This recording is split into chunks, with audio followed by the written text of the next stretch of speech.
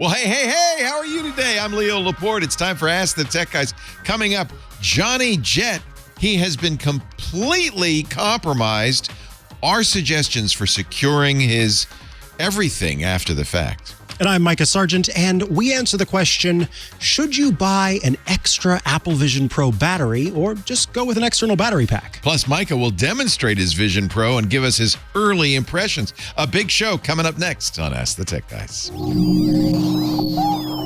Podcasts you love. From people you trust.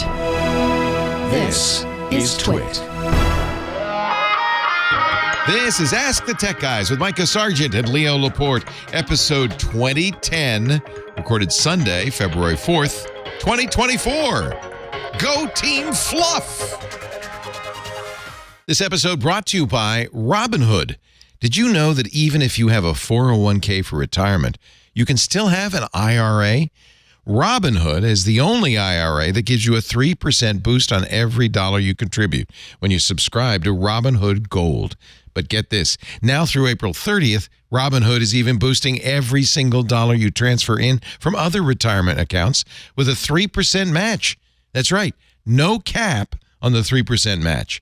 Robinhood Gold gets you the most for your retirement, thanks to their IRA with a 3% match. This offer is good through April 30th. Get started at Robinhood.com/boost. Subscription fees apply. And now for some legal info. Claim as of Q1 2024, validated by Radius Global Market Research. Investing involves risk, including loss. Limitations apply to IRAs and 401ks. 3% match requires Robinhood Gold for 1 year from the date of the first 3% match. Must keep Robinhood IRA for 5 years. The 3% matching on transfers is subject to specific terms and conditions. Robinhood IRA available to U.S. customers in good standing.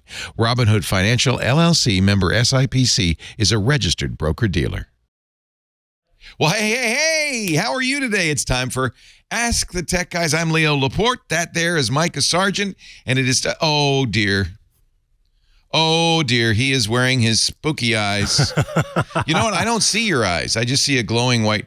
One thing, he's wearing the Vision Pro, kids, for those of you at home not watching, because he got one on Friday. I did. We did a whole unboxing. Club members could see the whole thing. The rest of you could see the first half. So you've had it now for 3 days. Have you been wearing it constantly? I've never taken it off, and that's why I no longer have a nose. We should point out, for those watching the video, you're seeing the airplay of it, but it's a little, for some reason, it's herky-jerky today than it was when we did this. It's dropping last frames, time. And I think that may be because you're so far away from the AirPlay device or something. Yeah. Or the Wi-Fi. Oh, it's right there. Well, you're too close to the AirPlay device. But what do you think? So... Again, my initial impressions remain the same, that based on the early reviews and what folks had said whenever they got to try it on at WWDC, I expected when I put it on to not be able to tell the difference between my actual Vision and the Vision Pro looking out. There is absolutely a difference. It is vastly different from actually having it off of your face and looking around you. But despite all the people who are driving Cybertrucks, oh Lord, or like Casey Neistat. By the way, I got mine. These are 59 cents. Those are so nice. I think Wait, hold on. good. What's the gesture? How do you control it? You just use your head. This with your head. Casey Neistat was skateboarding through Manhattan, got on a subway, and almost didn't mind the gap. A lot of people are walking around with it, but this was my thought also after we tried it on Friday. Mm-hmm. This is absolutely a VR device. Apple may push the augmented reality aspects of it, but just like the Meta, you can see, like the Meta Quest 3, you can see what's around you. Yeah. But it doesn't mean you would use it to walk around the house. No, in fact, I wouldn't want to. I'll say I did use it to walk around the house a couple of times because I'm trying all of the aspects of it. And one thing that was kind of cool, I had a 3D movie playing in my living room. And I mentioned before, 3-story shoebox, right? And so I had in the living room, there's a huge space where I've got this television that's only slightly bigger than the actual projector that I have. And I'm watching the movie and I need to go upstairs. So I get up and I go upstairs. And as I go upstairs, the screen stays where it is, such that I was able to look down through the floor and see the screen on the floor below in the same place. So it stayed in the same place, which was kind of cool. And when I would put apps in different places in that space, they would stay there so that when I came back into the kitchen, there was the app. Oh, when I that's went cool. back into the living room, there was the so I did have fun doing it. But again, even though it was fun and it's interesting and it's cool, I don't see being able to wear this for really long periods of time. In fact, when I wore this morning to make sure it was all ready to go for the show, setting some stuff up, and when I took it off, even after maybe 25 minutes, there's this red line that forms on the top of my nose. You're wearing a computer on your face. Let's not forget that. And I don't think you can. You're wearing it with the top strap, which comes with it. Yes. Apple never showed anybody wearing it with the top strap. Because it doesn't look as cool, right? Somebody said it looks like a medical device. It looks like you've got, what are those braces kids wear, the night guards? Yeah. The outside external I'm braces. going to help with my jaw. Yeah.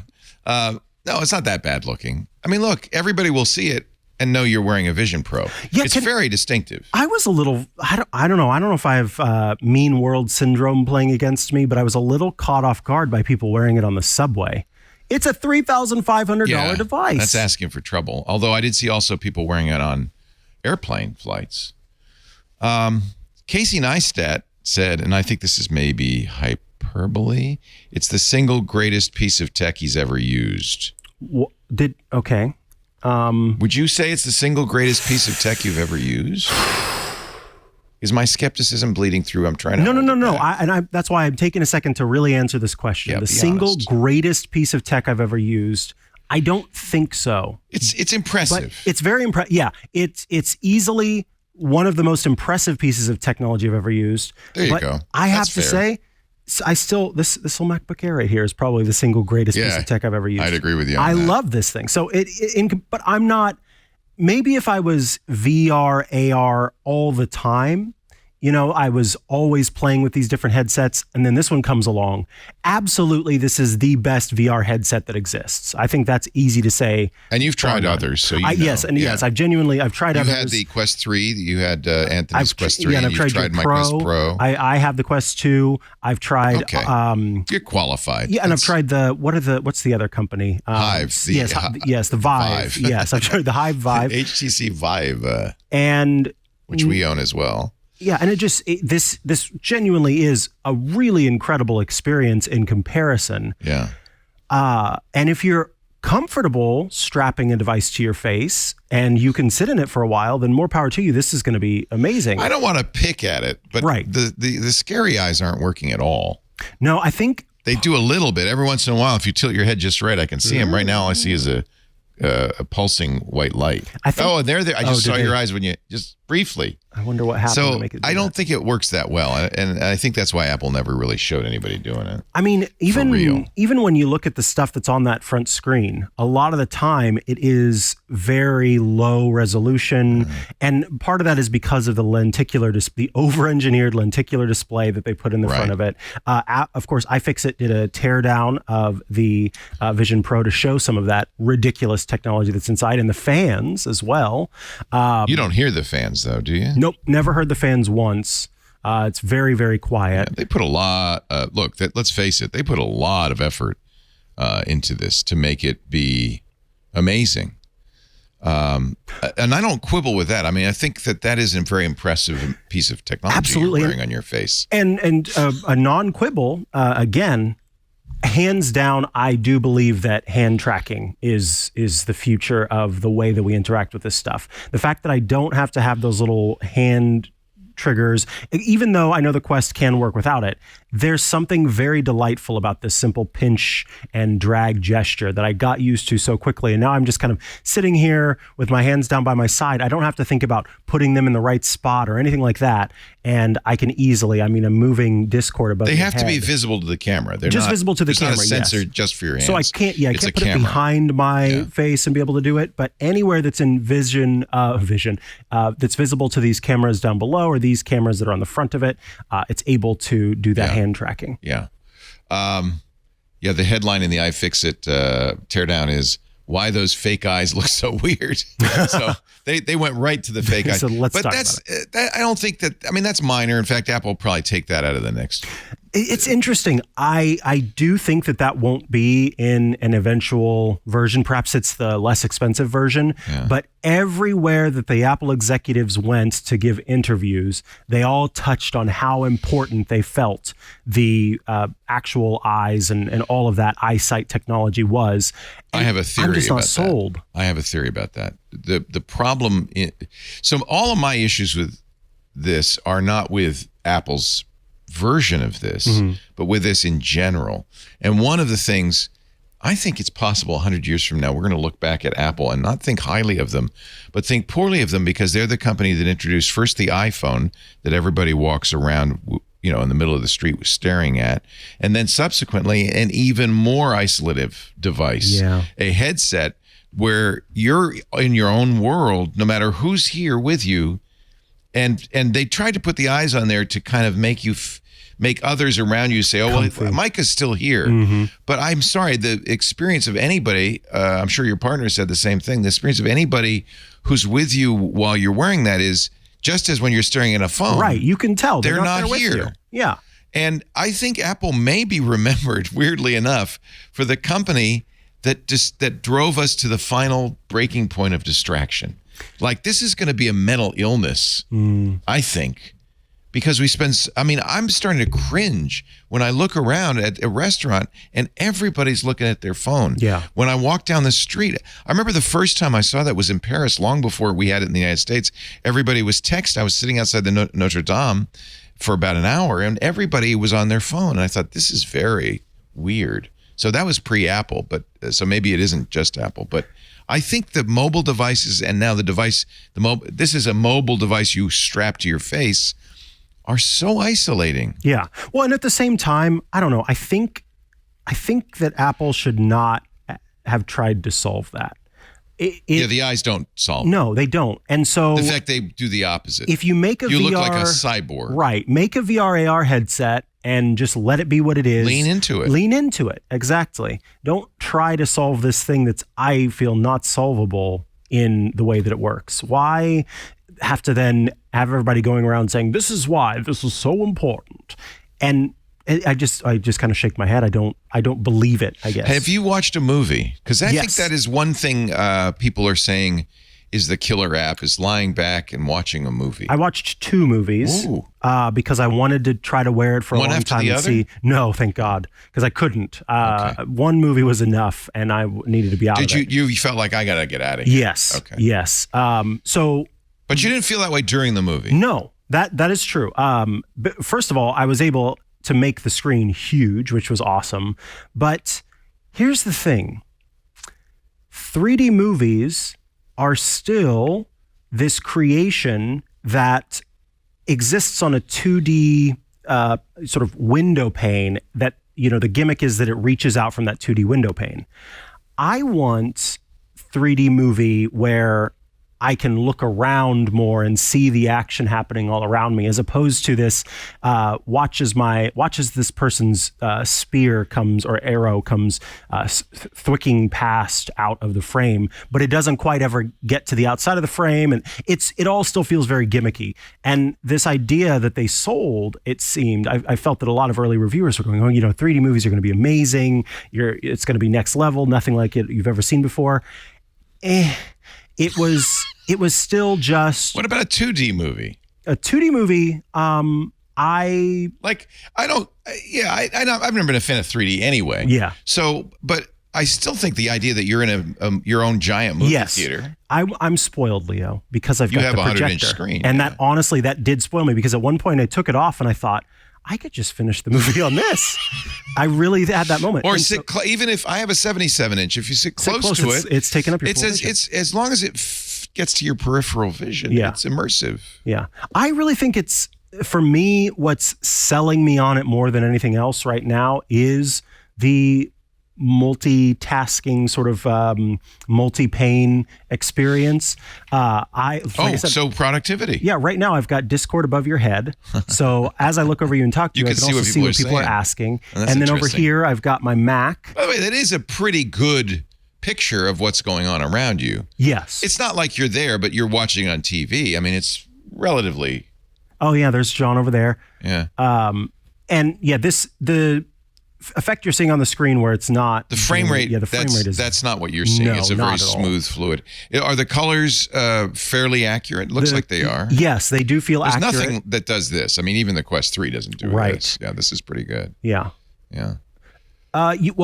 So that's the thing. When it comes to screens that you're mirroring from your Mac, you can only have one as an external screen, which is unfortunate, I feel. I don't know if that's something they'll address in future versions, but right now, yeah, that's what you get. With a lot of people were saying the NBA app was the killer app. Oh, That's what Brian really? Tong said. He loved that because you could have several games at once. You're not the type to do this. Jason Snell is. Several games at once, plus Twitter, plus your scores, plus your stats, all of this. Like your whole field of view is filled with content, which to me is like a little Maybe that's a little overload. But if you're a fan, I guess you'd want that. Yeah, and I could see that with F1, maybe watching There the you race go. and And you then could seeing see each the- driver's point of view, Oh, my and then also the goodness. stats and the dial. Yeah, that kind of thing. F1 provides that with their app. I bet they'll have an F1 app for Vision Pro. That actually might be something I'd be interested in. So maybe for everyone there's some killer app, just as with the Apple Watch. It took a while, but eventually there was a killer app that made the Apple Watch desirable. Well, and the early killer app, we tried it out when we were unboxing, and it was a really, I thought, incredible experience of looking at 3D models of different items. Here you are with a butterfly landing on your finger. You can see in the screen in the background, you can kind of see the butterfly. And look at his smile. You were so enraptured by that butterfly. It was very cool. Similarly, when the dinosaur came out, I got down on the floor. I wanted to pet it. I also, here you are trying to feed a Tyrannosaurus Rex. That's probably a mistake. and then it wanted to feed on me. Yeah, Yeah. unfortunately. Unfortunately, you need to sign into that NBA app, so I can't show that one. But I Yeah. Well, and that's one thing. A number of apps that we tried to launch, you cannot AirPlay for copyright Yes. reasons. We couldn't do the dinosaur, the Prehistoric Earth, which is an Apple TV show. I was able. Look, here he is being enraptured. This was a cool experience. Remember when you tried to play the game room? You were going to play chess, Yeah. and it didn't work for you. Yeah. I was able to get it actually working later at home. I played Battleship, and I have to tell you, it was actually super cool because they set it up so that you are kind of in the experience. Oh, you have the ocean and you have actual battleship. Yeah, let me see if I can't load it real quick. Just to, Lisa, it's while so you're funny you talking. should say that because Lisa and I, it was game night last night, and we usually play cards. She said, let's play Battleship. No way. Yeah, we played Battleship. Oh, that's so fun. But we played it on the cheap plastic thing The with a real little red thing? and white pegs. You could actually touch it. She was mad at me. Actually, I want a ruling from the judges here. Uh-oh. She said I'm supposed to keep track of her guesses on my board as well as my guesses on my board. So on where my battleships are, I'm supposed to peg where she guesses. She says in case I forget or something falls out. Yeah. Is that my responsibility? Yeah, I think both people do keep track. Okay. White and At least that's how it works on here. So if you want to show my screen. Oh, look. So in front of me, Oh, it's so I've got fun. the grid, and I've got, this will be eventually where I try to get the other side. And look, Are you playing this online? Is there somebody? I'm currently playing against You AI. you can spy on the You other can, guy. but it won't let you see the It ships. doesn't let you see the so ships. let me just place these ships real quick. And so you can drop them and then you pinch. Well, finally, a $4,000 way to play Battleship.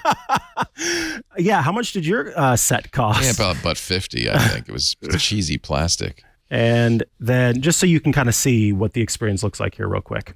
So they lower down in. So you're that's me playing locking against it an in. AI. Yeah, I'm currently. You can play online, and you can play against I think it'd be local cool to play players as somebody well. else. Could you see? We showed briefly what Jason Snell looked like. Your avatar actually looked more like you than anybody else's I've seen. That you saw. Yeah. On Mac Break Weekly on Tuesday, we're going to have Jason, Alex Lindsay, Ray Maxwell, and I, and you if you want, all get in a Zoom call with our avatars, and we'll be interested to see. Everybody looks like a thumb. There's something, the face is okay, and then the outside part is weird. You didn't, maybe because you're so slender, it didn't thumb me up. Thumb you up. You looked like a pinky. There you go. I was a pinky. I was hoping there would actually be a ship and waves and water in Battleship. You just it wasn't. Yeah, it wasn't Battleship. that far done. Let me. Unfortunately, right now there's not a way to kind of. Well, no. Let me see. I might be able to show my persona because I know you can make adjustments to it. Yeah, we saw it. There must be a way to see it. Yeah. Can you go. zoom into? Oh, okay. So here is my persona. It's a little frowny. There we go. Let me lift my eyebrows a little bit. Can we zoom in on that? See, I think that looks a lot like you. Yeah, and I actually recaptured it this morning. It's still Uncanny Valley. It's yeah. always going to be because, honestly, this is a very hard thing to do. I didn't realize it's I could better stick than out my tongue. emoji. Yeah, well, it's like a emoji, but it's better. So it looks like you. And I like that Is it dressed like you? Yes, so that actually is wearing. It's seeing what you're wearing today. Oh no, I redid it this morning. Oh, it's wearing what you wore this morning. Yeah, because I wanted to have. So it doesn't collared see. shirt. It doesn't. It only sees your facial But gestures. it will put up some fake, sort of brown hot dog hands. If I only had a bun and some mustard. Now, Jason wears a wedding ring on his finger. And that shows up. It did not show up. It did for him. not. Okay. So I don't know. Maybe if you had more The generic hands. Yeah. You almost have 6 fingers on that. I mean, it really right. looks. It does. It looks. This hand looks not so good. Why is that hand so large? Yeah. Okay. But that's what they traditionally call Uncanny Valley. We're so finely tuned to face recognition. Yeah, we've been doing it for hundreds of thousands It's an of evolutionary years, if not thing more. that's important to us. And so as a result, it's very difficult to simulate a human face that doesn't look weird. I'll have more to say as I continue to use it. So here's the deal we made. You Yes, can we did keep make- it for 2 weeks, and then you got to give it back to Apple. Not because it was a loaner, but because we bought it, and you have 2 weeks to return it. Yes. Although what they're going to do with the returned Vision Pro, I don't know. Probably Take it apart maybe and put the parts in a new one. I don't know. But I think if you really feel there's real utility, and you think this is going to have legs, and you want to cover it on iOS today, I think we could probably arrange. and hands on Mac and yeah. I'll I don't know what I'll do. I'll write you a check.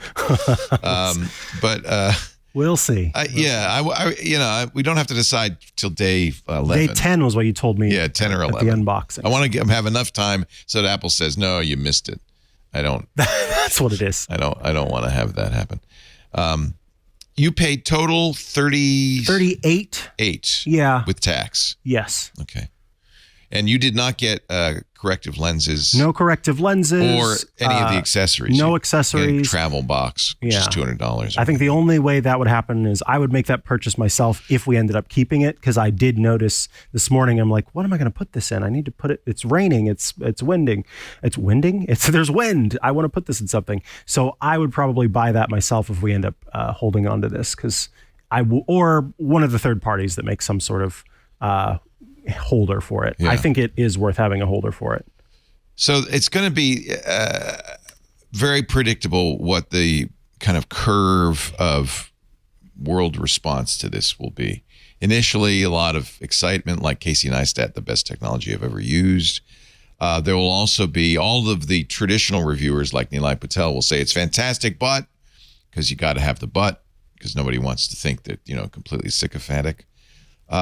Then there will be the wave of idiots wearing it driving, walking in the street, a variety of poor uses. There may be a fight or two as somebody tries to wear it into a men's room, as happened with the Google Glass. I think in the long run, I don't think 3 or 4 months from now, it'll be just general indifference. But I might be wrong. To me, and again, I'm not critical of the particular implementation Apple's made. It's pretty impressive. I just don't think anybody really wants to wear a computer on their face. Right. And I think ultimately, I mean, we'll see. Ultimately, the average person probably does not want to wear a computer on their face. Yeah, I mean, are you getting tired of it? No, I mean, not in this moment, no. And not overall, but I definitely have fatigue. Yeah. After a while, I want to take it off. It feels to me, now this is a question to somebody who's used it for a while, because I only used it for a minute or two on Friday. It feels to me, though, everything's a little harder. It's one of the reasons I never used an iPad as my main computer. Mm-hmm. it wasn't that it was a bad experience. It's just that everything I wanted to do was just a little bit harder. And I thought, or I could go back to my laptop and it won't be harder. It felt that way to me in the headset. Like I have to work, I have to There's a little bit more to learn. You have to do that. Yeah. It's not even, but see, that's my question. Some of that was a learning curve. But once you learn it and you've internalized it and it's second nature, is it a little bit harder still? Right. I see what you're saying. Yeah. Because with the iPad, it's the same thing. I know how to use an iPad now. It never but got I always easier. go to my Mac. Yeah, it never got easier for me anyway. Yeah. No, you're right. You're right. But I got to give it a little more time to fully answer that question and see, what is the reason that I would go to this instead of going to my Mac or going to my iPhone? I beg of you. Never. Do not. All of you out there, please do none not of you do this. Do this. Don't be this person. Don't be this person. You're not. There we go. She's driving her Cybertruck and gesturing. I mean, that's just, you know what? That's just for clicks. Exactly. Don't do stuff for clicks. That's what somebody else said. They said all these people that are, wearing these out and doing silly things with them, it's a content play. Yeah, it's a content play. And this is the problem with, in my opinion, with YouTube. It drives people to you need to do that kind of stuff. Things because that's, yeah. All right. All right. Thank you. We have the preliminary review. A week or two before you give the final, you'll do a full review. Yeah, we're going to do a full review this week. So, yeah, you'll be able to. So you got to keep wearing it. Yes, you got to wear exactly. it to bed. You got to wear it in the shower. You got to That's why we got the Apple Care Plus on it. Never take it off. Yeah, never take it off. Interesting. Yeah. I guess that's my, because I'm famously a skeptic of all of this. As I was, one more question. Yes. So you saw a 3D movie, unimpressive. But what about the immersive video that you shot? Was that immersive? The spatial video. I shot of you, and then you shot of me. Yeah. See, this is the thing. I think that there's some detriment to the early initial reactions that we heard about regarding this, because in every way, I found myself, if not underwhelmed, then full on disappointed by what I experienced. And I actually, Mark Gurman has a Discord as part of, the Bloomberg newsletter that he does. I'm in there. Yeah. Yeah. And so I joined the Discord on launch day late that night, and he was kind of talking to folks. And that was the general sentiment that the screens, especially that whole, it's so much resolution, it's like it's real life. He used some choice words to describe, what that was, BS, basically. And I think that the same applies to those magical photos and videos. It did not make my heart burst into a million pieces and fly around in front of me, although there's probably an app that would let me do that in Vision Pro. But it wasn't as amazing as I expected it was going to be. So I don't know. Maybe if I had a child... So I guess that maybe I need to work on that in the next watch. Week Somebody in the Gurman Power On Discord says watch the full episode of Masters of the Air, the new Apple TV show. It's an Apple Plus in it. Okay. Get back to me. All right, I'll do that. That's actually it's the third in the Band of Brothers trilogy, and this one's about the air war. And I imagine it'd be very interesting because there's a lot of airplane shots, or maybe just Top Gun Maverick. Yeah, I watched some Disney Plus stuff and some HBO stuff, HBO Max stuff, but I will watch. There's also that Alicia Keys studio tour. Yeah, that's on my list for sure. Yeah, I love Alicia Keys, so I do too. Looking forward to that. Yeah. Okay, we'll watch with interest. My skepticism is really more the category than it is that device. Mm. I think Apple, I feel like Apple, Jason Snell's theory is that Apple feels like they have to get into this. They have to plant their flag and get into this if this is the next thing in computing. My thought is it isn't the next thing in computing. We've already found that out with Meta, who put a lot of money. We're now learning more than $50 billion into it.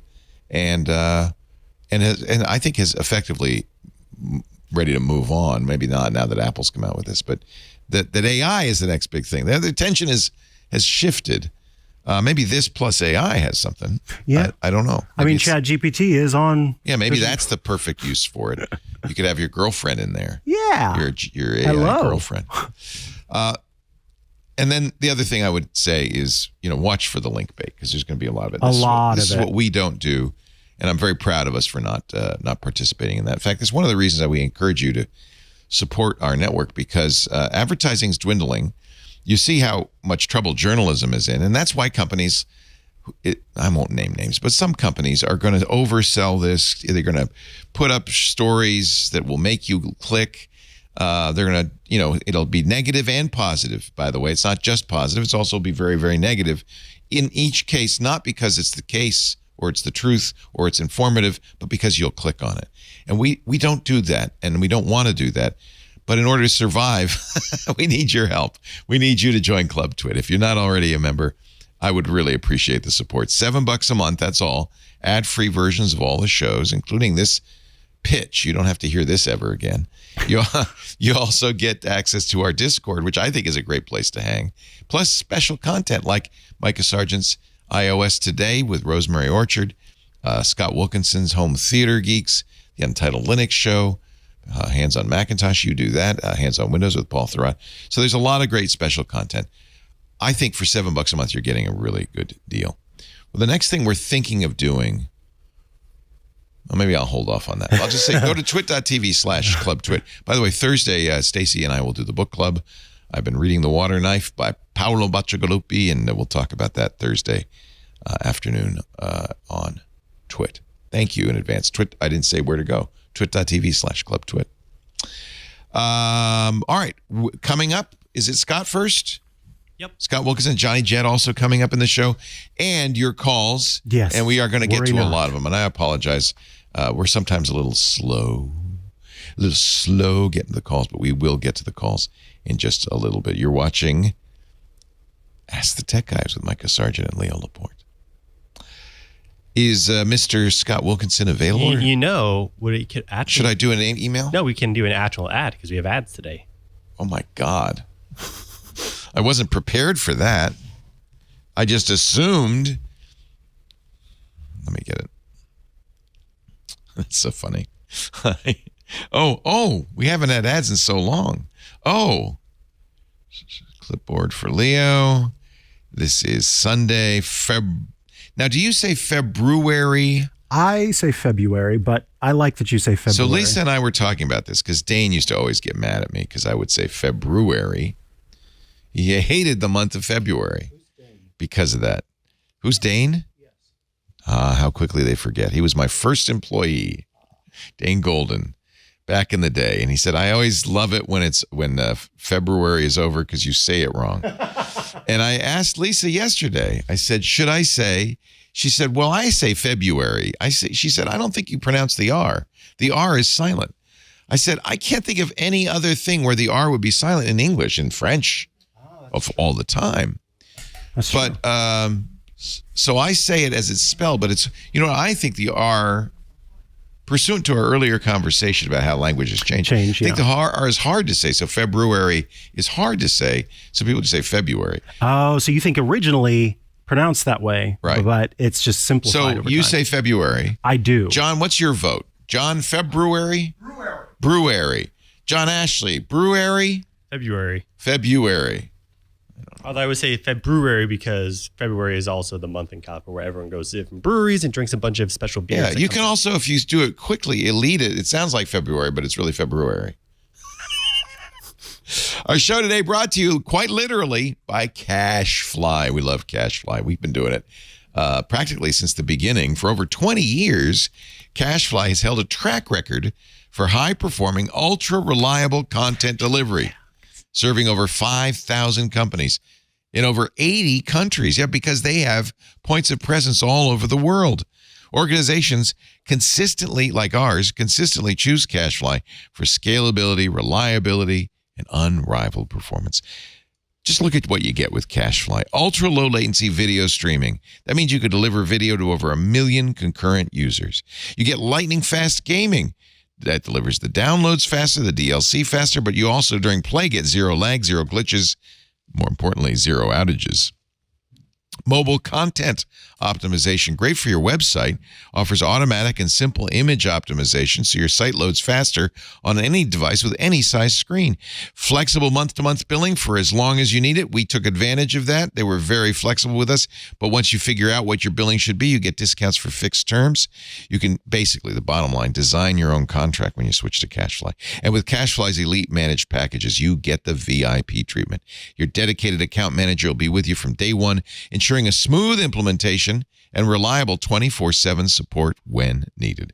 Delivering rich media content up to 159% faster than other major CDNs. Join CashFly, the world's fastest CDN. Jumpstart your journey with CashFly with a complimentary first month, or give it a whirl with a free 5 terabyte account. Just go to cashfly.com/twit. How many times have I said that, right? CACHEFLY, cashfly.com/twit. We thank him so much for their support of our fine program. Scott Wilkinson, Home Theater Geek, join us. It's great to see you. He, of course, hosts the Home Theater Geeks program in the club every week, talks about big screen TVs and surround sound stereo. Hi, Scott. Hello, Scott. Hey, Leo. Hey, Micah. How you guys doing? We're great. Peachy keen. We're all excited about the big game on Sunday.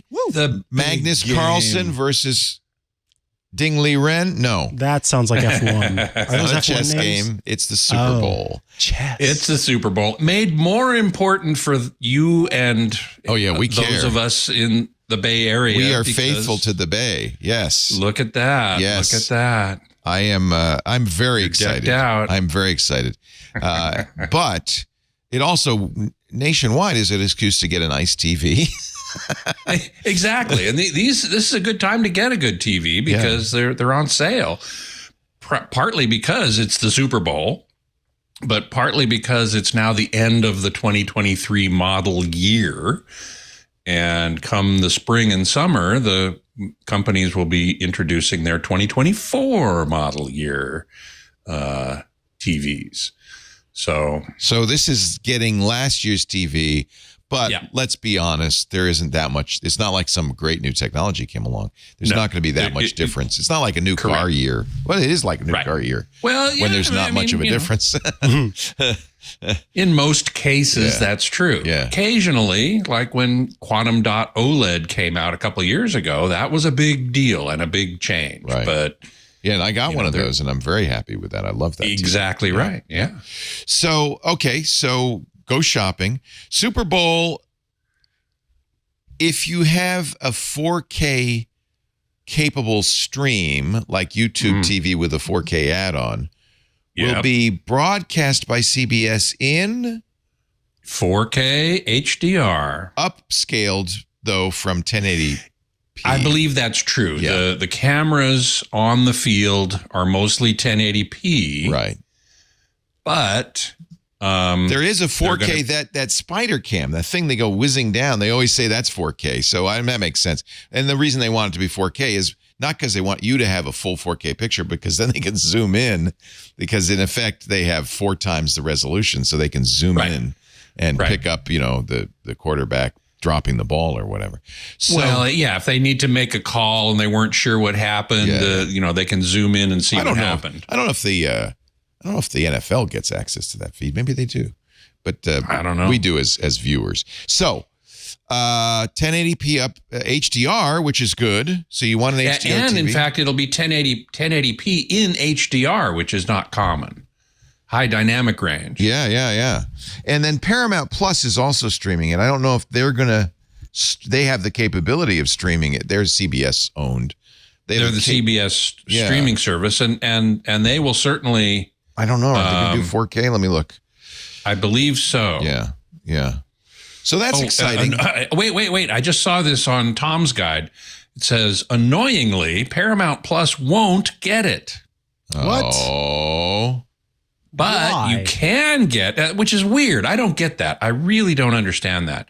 But Fubo, the service called Fubo. They're going to be in 4K? Oh, doesn't They're that mean going to be in football? 4K if you have the Elite plan or Fubo higher. Elite, which almost is a contradiction in terms, I think. Almost, yeah. YouTube also has it. And Leo, you have YouTube, I right? bought the 4K upgrade back during the Olympics several years ago. There you go. And There there's you go. been a dearth of 4K programming. But I have to say, some of the playoffs, I think Fox was doing it in 4K. Even though I know it's upscaled 4K, it looks fantastic. I'm It sure is it does. noticeably better than what you're getting. Most of the time, like ESPN 720p. When they do HD, it's not even 1080p; it's 720p in many cases. 720p, just because it saves bandwidth on the cable. Good, right. All right. So Yeah. So Paramount Plus isn't going to do it, and I don't. What the heck is that? No, That's CBS's own streaming. I'm service. looking at the CBS page, Yes. and it says live stream TV: how to watch Super Bowl 58 in HDR 4K on CBS Paramount Plus. So Tom's guide may have that wrong. May be wrong. Over 10 hours of coverage will air on the CBS television network and Paramount Plus. CBS Sports pregame, full halftime and pregame coverage will also be available in 1080p HDR and 4K HDR. And 4K. Mhm. Yeah. So it sounds like if you've got Paramount Plus, I don't know. Will the Nickelodeon stream be 4K? I doubt it. I found that very interesting that there's a Nickelodeon They've stream. done that before, and that's of course Very to get family kids. friendly, Yeah, they I'm want to sure. get kids into football now. They saw what happened to baseball, and they said we got to save this thing. It's kind of unclear in the CBS article. It implies though, Exactly, which is why I went looking elsewhere and found the Tom's Guide, which said, All right. Paramount Plus won't get it. Now maybe they're wrong. And it probably isn't worth running out to get a 4K TV set if just for this. not for one thing. Yeah. I mean, even as I think important 4K as the looks Super good. Bowl, I guess. Yeah, I don't know. But if it's time to upgrade your TV, and one of my upcoming home theater geeks, I answered a listener question. He had a 10-year-old Sharp Aquos TV, an 80-incher, but 1080p. And, he said, is it time to upgrade? And I said, yes, absolutely. Especially at that size, which is another point about 4K. Even if it's upscaled, it looks better, and especially on a really big screen. Now from the TV answer man, Philip Swan. Yeah. That's Scott. Scott's a TV answer. I thought you were, but he says no. CBS has told him that the Paramount Plus feed will be 1080p HD. HDR. Yeah, HDR. That's right. Yeah. So he confirms what Tom's Guide reported. This will certainly be a better picture than what most local CBS affiliates will provide. By the way, it doesn't say HDR. It says HD. This is so confusing, isn't it? I think CBS That's pretty confusing. Yeah, I think agree. CBS's position is if you can't tell, then does it matter? I can tell CBS. Yeah, so can I. Yeah, we'll Anybody report with an 80-inch or 85-inch screen probably will be able to tell. I'll be doing Twit during the Super Bowl, so I'll be watching on a What? and a 6-inch screen. Oh my God! Maybe you should borrow the you know Vision me. Pro for that. You know me. I'm going to You be watch the watching Puppy Bowl. Yeah, is the Puppy Right. Bowl in 4K? No. It's in 5K. I've got my actually. Puppy Bowl glasses. Though. There you go. Hey, I like them. It made me cry last year. It was so real. So, what's the best TV deals for the Super Bowl? It feels like it's almost too late. I guess you have a week to buy it. Well, you have a week. I think if you buy one online, maybe it could ship in a Go week. to the store. Go to the store, right? But really, the best thing is to go to the store. Yeah. There are a bunch of deals, of course. I'm looking here at, again, Tom's Guide has some editors' picks. There's a Hisense U6 50-inch, not very big, for $300. What? 50's fine for your bedroom or your Yeah. dare I say it, your bathroom. Exactly. And it's a U6, so it does have full array local dimming. And you recommend that. That's important. Yeah. That's an important feature in my opinion. Yeah. TCL QM8, which is their top of the line, 65-inch for less than $900 at Walmart. Wow. This is from Consumer Reports. Oh, and it fades out because I haven't logged in yet. Because you haven't logged in. I am a member, but they do have for members. They will have Super Bowl deals, TV. deals. Okay. Well, that's good. Yeah, and you trust them? Do you find their reviews are good? Absolutely. Okay. Oh yeah. I know those guys. I love CR. Sometimes I think that maybe they aren't like I would rather go to a PC Magazine for a technology review or Mikah Sargent. No, well, like I said, I know the guys who do the TV reviews, and they're serious. They know what they're doing. And I honestly wouldn't buy a car without going to CR or a refrigerator, Right. or a stove. But yeah, you're so, on the right. tech part. Yeah. So TVs, good. TVs are the same. Okay. The other site that I really go to for reviews is called Ratings. Yeah, RTINGS.com. Yeah. It's pronounced ratings, but there's no A in it. So, but they're also very, very good. Just like there's a slogan in there somewhere. Yeah. There's no A in here. I don't know what that would mean, though. All right, so look at their TVs. Yeah. I like having a big TV, though, right? I think that's nice. Absolutely. For the Super Bowl, it's really important, especially if you're going to host a party. Yeah, people are coming over. I remember many years ago, this must have been 40 years ago, I had a friend who worked at Atari. That's how long ago it was. Wow. He was kind of a snob. And I invited him over to a Super Bowl party. I got a giant 7-foot sub. I said, come over to our house. He looked at the TV, which probably, was big for me. Is probably 27 inches. Is that all you got? Oh, I felt. but the sub. 40 years later. But the sub is giant. Yeah. Screen's little. Right. Anyway, Sub is have a big huge. screen or people will complain. Yeah. That's right. There's a Hisense 85-inch U8K, which is a really, really good TV. Was $3,000, now $1,800. Wow, half off. Almost. Yeah, It's almost. amazing how these TVs, which were, I remember our first plasma TV at Tech TV was 55 inches and it was $10,000. $10,000. Yeah. Uh-huh. And the prices have just dropped. And you can get a pretty nice TV for $1,000 now, right? Oh, easy. Yeah. Yeah. Yeah. Well, If you can go relatively small, the LG A series OLED is $500. it's almost, that's an interesting question. Would you go bigger or better? If you had a price. This is you a have very good question. I have a bag yes. of cash. I can only spend that much. Yep. Should I go for bigger but lower, like an LCD screen? Or would I say, let's get smaller and get a better screen? Ooh. It depends on a number of factors: how far away you're sitting, how critical your eye is, whether or not you need high brightness. Right. If you need high brightness, in a room with a lot of ambient light, an LCD might be a better choice. It's a good point. But if Micah you're was more making this point when he was, he has the old laser projection short throw. I gave it to him. And he was watching a movie. What were you watching? It was Guardians of the Galaxy Volume 3. Guardians of the Galaxy Volume 3 on his Vision Pro. And he realized he's got such a big screen. He's got a 100-inch screen at home. He could just take it off.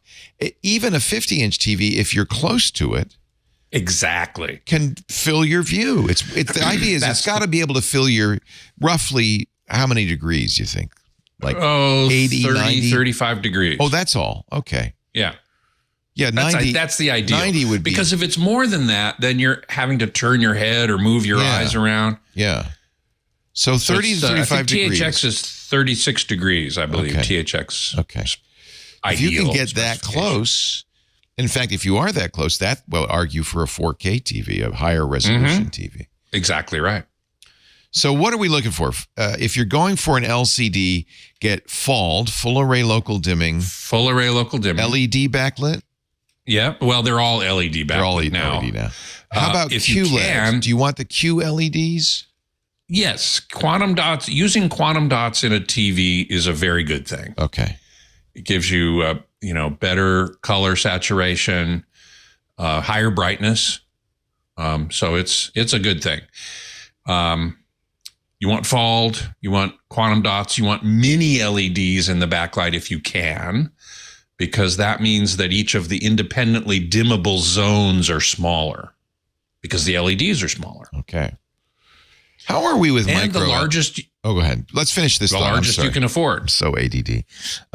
And the largest you can afford.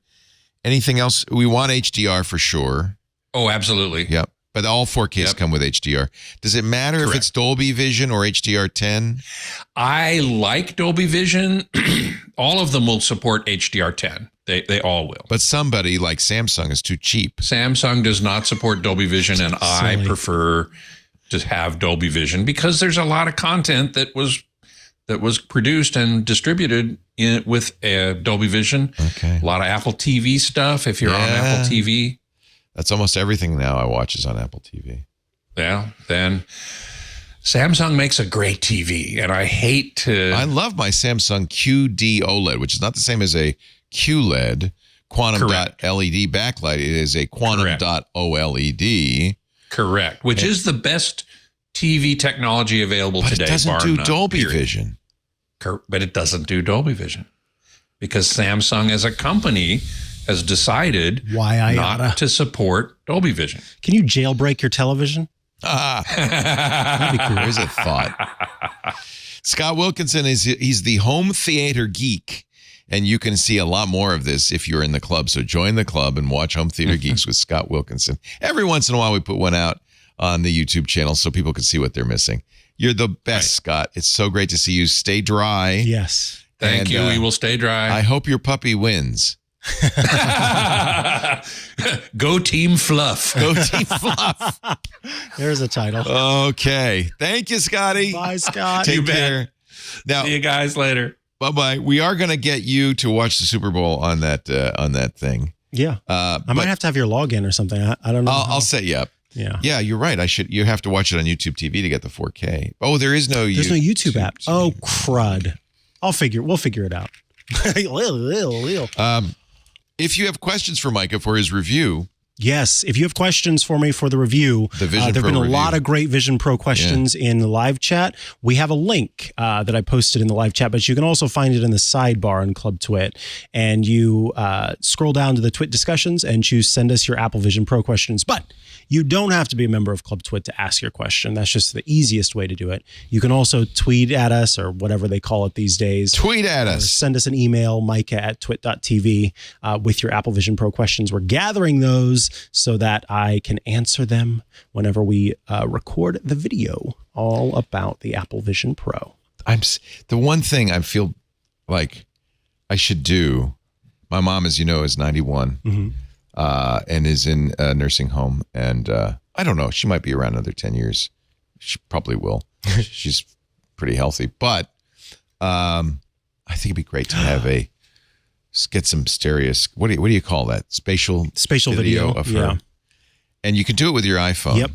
But it's better to do it with the Vision Pro. Yeah. Well, yes. The only reason that I think that the cameras are higher resolution from the phone. Well, it's also the interocular exactly. distance. So that's what I was going to say. The distance that you get is better if you do it with the Vision Pro. And so the depth of vision will be better. Yeah. Oh, well. Anyway. Maybe I'll borrow that, fly back east, come back in a day, get some There you video. go. Let us take some questions. I have a perfect caller lined up. It is Mark coming from A Vision Pro. I bet. Ooh. Yes, Mark. look, it's Mark's persona. Oh, that is creepy as hell. Hi, Mark. Oh, we don't have the audio. We got to get the audio. What is it? Star? You don't have to, there we go. Oh, yeah, good. Hi, Leo and Micah. Hello. Wow. I think the problem with the... Oh, you cut out on us. Can you hear me? There Yeah. we go. Hello. Well, thanks for having me. I think the problem with personas is that we have to make people look like... Most of us, we're like, oh, we look like a thumb, like what you were saying there, Leo. If the Vision Pro made us look thinner or younger, I think we would have less complaints. Exactly. Give us some filters. And Mike is so thin and young that he doesn't have a complaint. Uh-oh. There you guys. It Yeah, keeps there's cutting some out for you. latency. Sorry, I or think I something. lost you there for a Yeah, there's latency. I think it just takes a long time for the answer to come back to you. Wow, that's cool. So did you go to the store to get yours, or did you get it mailed to you? How did you get it? So 8 a.m. at my local Apple store. I lined up 11 hours for the first iPhone and 4 hours for the Apple Watch. So I feel like I had to do it. But Nice. To your point about, is this the future? Yes, this is not. I don't know that I'm going to walk around with this, but the way I'm thinking about this is the Lisa. Yeah. And eventually there's going to be, and that introduced the GUI interface that ultimately made the iPhone possible. So I'm not even saying the Mac is going to be the solution. I'm going to say the iPhone version of this is going to be the solution. But I do have a question. Okay. Ask away. I am still confused as hell about USB-C. So I sit at my kitchen table. There's no way I'm going to wire this to keep it plugged in the middle of my kitchen table. So I know I need another battery. Should I buy an Anker external power power and tether the USB-C? Do I run into risks of damaging my actual Vision Pro battery? Or should I just, if I'm spending $150 on an Anker big laptop external battery, should I just buy another Apple Vision Pro $199 battery and save and protect my $4,000 investment in the sunk cost fallacy world? So yeah, I think that it's not a bad idea to consider getting another battery from Apple, because it does mean that you can just kind of hot swap. But Matthew Panzarino, former TechCrunch editor-in-chief, actually shared a battery that he calls the travel battery you need for Apple Vision Pro. And he uses one of these with his CPAP machine. So over on the obsessor.com, which is Panzarino's new website, he has an article that we'll link in the show notes and everything. And it's a device from Krisdonia. That's Krisdonia. And it has AC out. It has USB A, two of those, and then USB-C. And it has a little readout on there that shows you how much battery power you have left. And he kind of sings this thing's praises in terms of what it's able to do. So if you want to have that external battery pack, something from Anker is going to be fine. I wouldn't buy a gas station battery pack. That's where, yes, you could run the risk of overcharge or doing something weird that's not supposed to happen with the battery pack. But for the most part, these technologies pack in a lot of extra safety tech to make sure that nothing gets charged improperly or anything like that. But if you're looking for the biggest convenience, I would say arguably buying another Apple Vision Pro battery is going to be the most convenient, because you can just swap that out, plug it in, do whatever you need to. All right, I'm going to dissent. Okay, interesting. So first of all, Apple very annoyingly made the connector on their battery proprietary. It is that weird extra wide lightning. So that's the only thing you can use that battery with.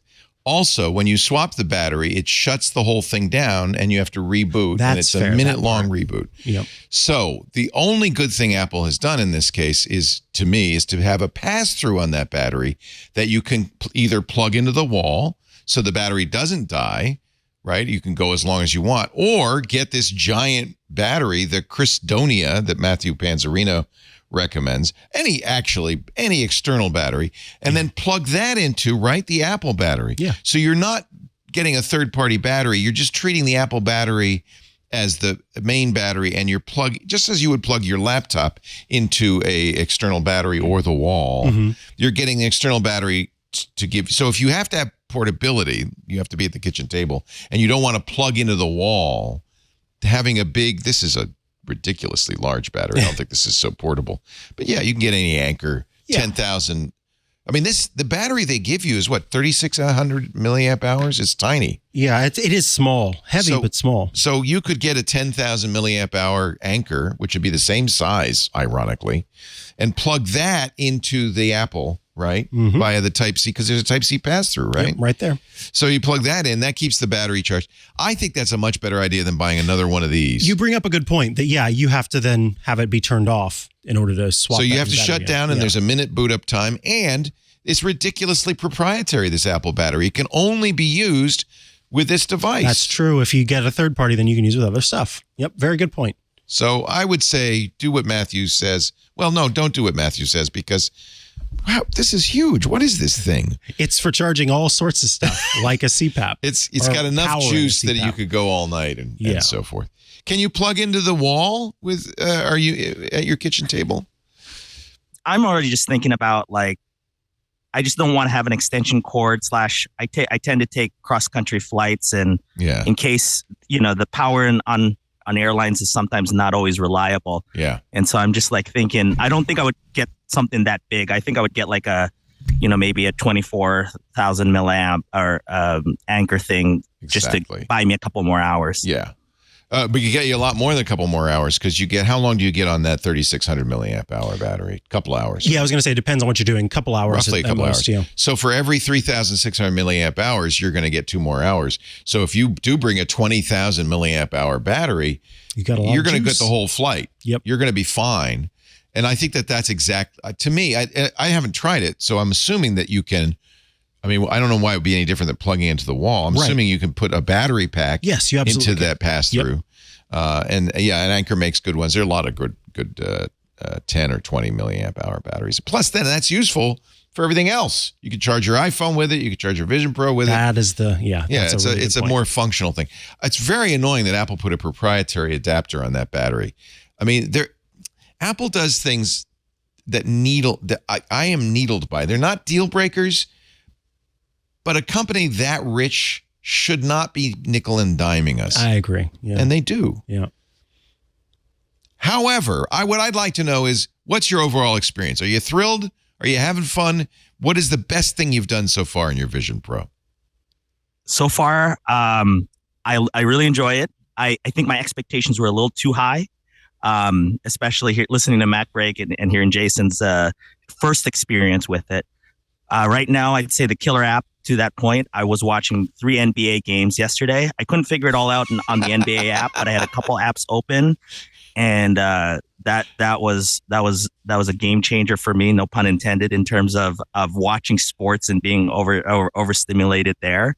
As I'm talking to you, I have my work laptop here on my left that I'm working on it, and I'm trying to write a paper, and I don't know if I'll be actually doing productivity things in here, and so that's still to be seen. But for now, just like you guys have been talking about, I got 12 days left on that 14-day counter to decide whether I love it and I'm going to keep it, or it's going to be a memory and about that time I owned it.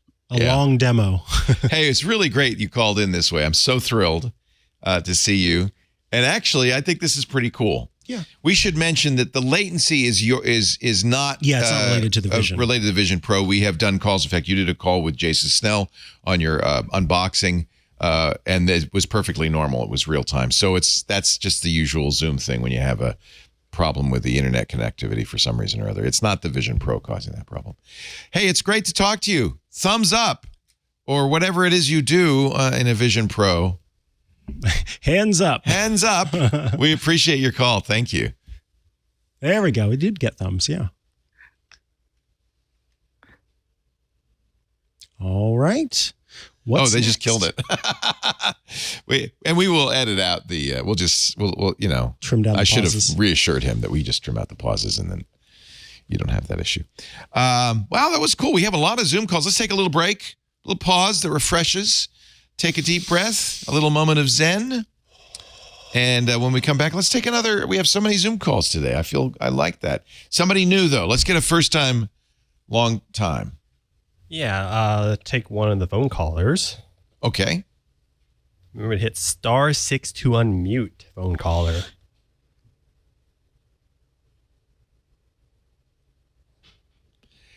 Welcome to Ask the Tech Guys, caller. What's your first name and where are you calling from? This is Greg Mellon, and I'm calling from Moncton, New Brunswick, Canada. Hello, Greg from Moncton, New Brunswick, Canada. Do you have snow in New Brunswick today? Yeah, there's a winter storm warning in effect. Yikes. Well, stay warm, stay inside. What can we do for you? Yeah, okay. So, our desktop computer has been recently been getting a message saying reboot and select proper boot device, or insert boot media in selected boot device and press a key, as in like an endless loop. Yeah, because my father is saying, yeah. My father is saying that the message claims to be due to the computer trying to update to Windows 11 and it fails, and the solid state drive wipes out everything. So he wants to know, how can this be stopped? How can we end this? So you're using Windows 10, you went to Windows 11, you did the update. As sometimes happens, during the update, something went wrong and now you're in a boot loop. Is that accurate? Yeah, and the solid state drive wipes out the whole data. That's a weird thing. I don't think it's wiping out the whole data, but I think what it's doing is it's trying to roll back. So if the upgrade to 11 fails, what Windows does is it rolls it back to Windows 10 and it's failing. So it's erasing stuff, but it's kind of rolling back. You have some thoughts? No, I'm sorry. That was my impression of Windows going, oh no, I messed up. You did a good impression. Sorry. I thought, he wants, it's like, oh gosh, this isn't working, so let's start over. Yeah. Unfortunately, you can't even start over. At this point, probably the best thing to do, if I were you, you've probably got data on that drive you don't want to lose, right? No. Yeah, we're not going to lose any data, Greg. First thing, what you do is go to another computer and download the Windows, get this from Microsoft, Media Creation Tool and the latest version of Windows 11 with all the updates. It'll be an ISO file, and they have instructions there on putting that on a USB key that you can boot to. So you're going to create that bootable Windows installer on a USB key. I'm pretty sure you'll want a 16 gig, maybe even a 32 gig. You want a big USB key. Put that in there. Use the Windows Media Creation Tool. Again, this is on another machine. It can be a Windows 10 machine. It doesn't have to be a Windows 11 machine. It could be a Windows 7 machine, I think. Create the media, and then go over to the machine you want to update and boot to the USB key. And at that point, you'll have the opportunity to install Windows 11 onto the SSD. And if there's stuff on the SSD you want, you're going to want to do the upgrade install, not the wipe it out and start over install. I think that's going to be the easiest way to do that is in other words, get by the way, often that's the case. The download and install thing, while it's a great idea and a real convenience, does fail. Mm-hmm. And so it's always a good idea to have a USB installer just around anyway. I keep whenever I have Windows 11, I always have a USB key that I can boot to for repair purposes, if nothing else. But it makes it a lot easier for the install. Okay, Greg? Yeah, as long as the computer is supported, and sometimes it may not be. So, but it would tell you if it couldn't. I think. Okay, so if that's one of your concerns, and remember, it has to be 8th generation Intel or later for Windows 11, and it has to support TPM 2.0. If it is not a compatible computer, there are a couple of options. There are ways around that, and if you search on the internet, you will find them because it's an artificial distinction that Microsoft's making. But Microsoft also offers a tool to check. So if that's your concern, or you could just look and see what the specs are of that system. It has to be 8th generation Intel TP or later, TPM 2.0 or later. If not, then the other thing you can do is go back to Windows 10, and you can do the same thing. Use a media creation tool, download the Windows 10 ISO, put that in the machine, do an update, not erase, but an update, and you should be back to a running machine. So either way, that's going to be useful for you for getting it working. Okay. Hey, Greg, be thankful you're not in Nova Scotia. Yeah. I hear they have 5 feet of snow right now. Is that where you are, Chocolate Milk Mini Sip? Are you in the Maritimes, or no? You're just reading the news. It sounds cold. Sounds cold. Have a great one, Greg. We appreciate it. Good luck. Phone number, we didn't mention it, Thank you. That's right. but he found it. 888-724-2884. Yep, that's the phone number you can call during the week to leave a voicemail. While we're live, you can call to be brought into Zoom and have your question answered. You can also head to the URL call.twit.tv. That URL will pop open a little thing that says, hey, you want to join this Zoom? You say yes, and you will join a Zoom room, see some other folks. You need to tap or click on the raise hand button in the UI in order to let us know that you do indeed have a question for us. And you can also email us, atg@twit.tv. Onward we go with what you want to do, John Ashley. I have another caller lined up. Gordon. Ramsey? Not that Gordon, unfortunately. He's laughing. Yeah. Hi, Gordon. Where are you calling from? I'm calling from Victorville, California. Beautiful Victorville, just up the road a piece. What can we do for you? Well, I have two questions. I just got Frontier, and I'm moving away from Spectrum, and I'm a avid TiVo user, and I'm in fear of losing my TiVo, but the cost of TV is just getting too high. Are there any other TiVo-like streaming services where I can record stuff? Yes. That I've looked at YouTube TV and So I'm abandoning. We have TiVo with cable. Do you have a cable card or are you using TiVo? How are you using? Cable card. Cable card. Okay. Yeah. So I am also doing exactly what you're doing, and I have, and it kills me. 1, 2, 3, 4 TiVo devices, each with a lifetime subscription, and cable cards. Wow.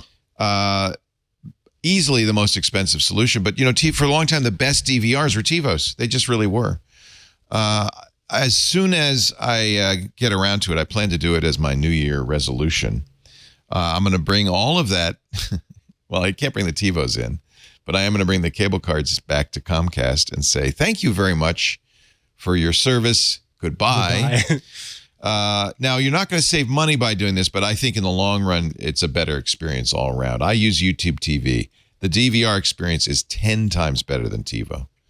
I really like it. What it lacks is the TiVo suggestions. I don't know how much you rely on that. TiVo, because you have a big hard drive, will record a bunch of stuff you never will want to watch. But sometimes, every once in a while, you go, I forgot to record that. Thank God TiVo remembered. And you do that with the thumbs up and thumbs down. You tell it what you like. The other thing TiVo does very well is commercial skip. And I find that, at least on an Apple TV, YouTube TV is a little bit more difficult to skip around. The Apple remote doesn't do a good job. But what's interesting is it is Siri. If you're using an Apple TV, it does support Siri. So what I've learned, for instance, I like to watch Jeopardy, that the first break is exactly 2 minutes, 45 seconds. Nice. The second break, you learn the length of time. On a football game, I usually skip ahead 2 minutes. So you could just say skip ahead 2 minutes, and almost always it's good. It's not as good as the TiVo. In fact, the TiVo has a commercial skip feature that I really like. It's not there all the time. Well, what about using the TiVo, the 4K stream device, and using the YouTube app on that? Yeah, that might give you all of the benefits of the. I don't think you get the commercial skip button. The press D to skip. You get the remote, and you get the remote and the scrolling. Yeah. I think that would be better. I think Apple TV remote is not ideal for this, and it's just because I historically use the Apple TV. But yeah, if you have a TiVo streamer, you could do that instead. It breaks my heart because I have all these TiVo devices, and I have a lifetime subscription. I spent so much money on these. I guess we got the value out of it. It's been 7 or 8 years, so I guess we got the value out of it. Was it Leo? Real quick, I ran into you at the first podcast awards down in Ontario. Oh, nice! Back in the day. Yay! Also at Yeah Baby, and I was in studio for the Screensavers back in the day. Dear friend, I feel like we've known each other forever. That's wonderful. Well, we kind of joked a little bit because my middle name is Leo, and your first name is Gordon, and you're the opposite. I'm Leo Gordon. Oh wow! Wow. That's great. And I love that. Yeah, and real quick, I'm with T-Mobile, and I've been with T-Mobile for the longest time. I think you're my doppelganger. Yeah. I swear to God, I think you're my brother from another mother. Must be. Okay, go on. I'm with T-Mobile also. Yes. Well, I want to reduce my my bill. My bill is like $90, including the cellular for my Apple Watch. Is there a way to, or is there another like Yes. an MVNO out there that Yes. supports the Apple Watch? Oh. And Well, I would say Mint Mobile. The only problem with Mint Mobile is that unlike T-Mobile, they don't offer the international stuff. The great thing about T-Mobile, if you travel a lot, is you don't have to get a special international plan. I would say maybe look at Google Fi. Both Google Fi and Mint Mobile, our sponsor Mint Mobile, use T-Mobile as their carrier. So if you get good, and obviously you must because you're happy with T-Mobile, if you get good T-Mobile service where you are, you're going to get the same service. Again, the Mint Mobile exception is international. It also doesn't support Apple Watch. It doesn't support Apple Watch. That's frustrating. Google Fi, does it support Apple I'm Watch? looking into that now. That's interesting. Maybe that's how Mint T-Mobile gets you. will do it if you have a budget smartwatch that has a SIM card in it, an actual SIM card, but anyone that does not have a SIM card in it, no. It looks like Google Fi. No, I'm not seeing an answer for this, unfortunately. Fi is really good because I use Fi on my, I have Fi as well as T-Mobile. And I use Fi because they'll send you a SIM or an eSIM for all of your tablets. So I use that on my iPad. But boy, that's a good question. Okay. So, yeah, no. The only supported carriers are AT&T, C Spire, Cellcom, Spectrum, T-Mobile, US Cellular. Oh, US Cellular is one that does. Verizon and Xfinity. Oh, Visible also. So there's Okay. one that's... So that's Verizon's data-focused service. Yeah, Visible. so that's one budget option that does support it. T-Mobile is pretty competitive in price. You could look at other plans. And when you, my brother from another mother, get to my age, they have a senior plan for 55 plus. So you could do that. That's Might also be worth calling and saying, I'm thinking about switching. Got any way to help me? Yeah. Not make that happen? Boy, that's Yeah, because the Apple Watch is the key. I had a family member who What's was on Mint Mobile ceasefire? and wanted to change or wanted to add their Apple Watch. I never heard of ceasefire. That's where you stop firing weapons. Didn't you say they were one of the carriers? Oh, C Spire. C Spire. The C space Spire. Okay. I never heard of them either. Neither have I. So that doesn't really clarify anything. That's interesting. That sounds like I don't know if that's an Apple issue or what. And they're all $10 extra a month, right? I mean, that's pretty much the universal thing. Well, that's interesting. Yeah, I've never heard of C Spire in the U.S. So you might try, I guess, this is the... Oh, they're one of those cable companies that also does wireless. Oh, yeah. Don't do that, whatever you do. Yeah. I think maybe, what was the one that you... Visible? Visible might be a good choice. US Cellular, although, I don't know, I've only heard bad things about US Cellular. I mean, of these, my favorite would be T-Mobile, to be honest with you. Maybe try Visible. Looks like Xfinity Mobile will also do it but I wouldn't go with any not with cable company. Not with the cable company. No. Awesome. So there's your choice. Maybe US Cellular would be one to look at. I don't know. Well, let's ask our chat which one they like. If there's anything that they like. And before I go, Leo, we met on the Royal Caribbean cruise ship. I was doing a show on that ship. Oh, yeah. Yeah. What do you play, the piano?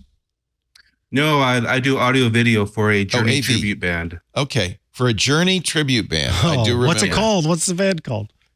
DSB, Don't Stop Believing. Don't stop believing. We need you for the football game on Sunday.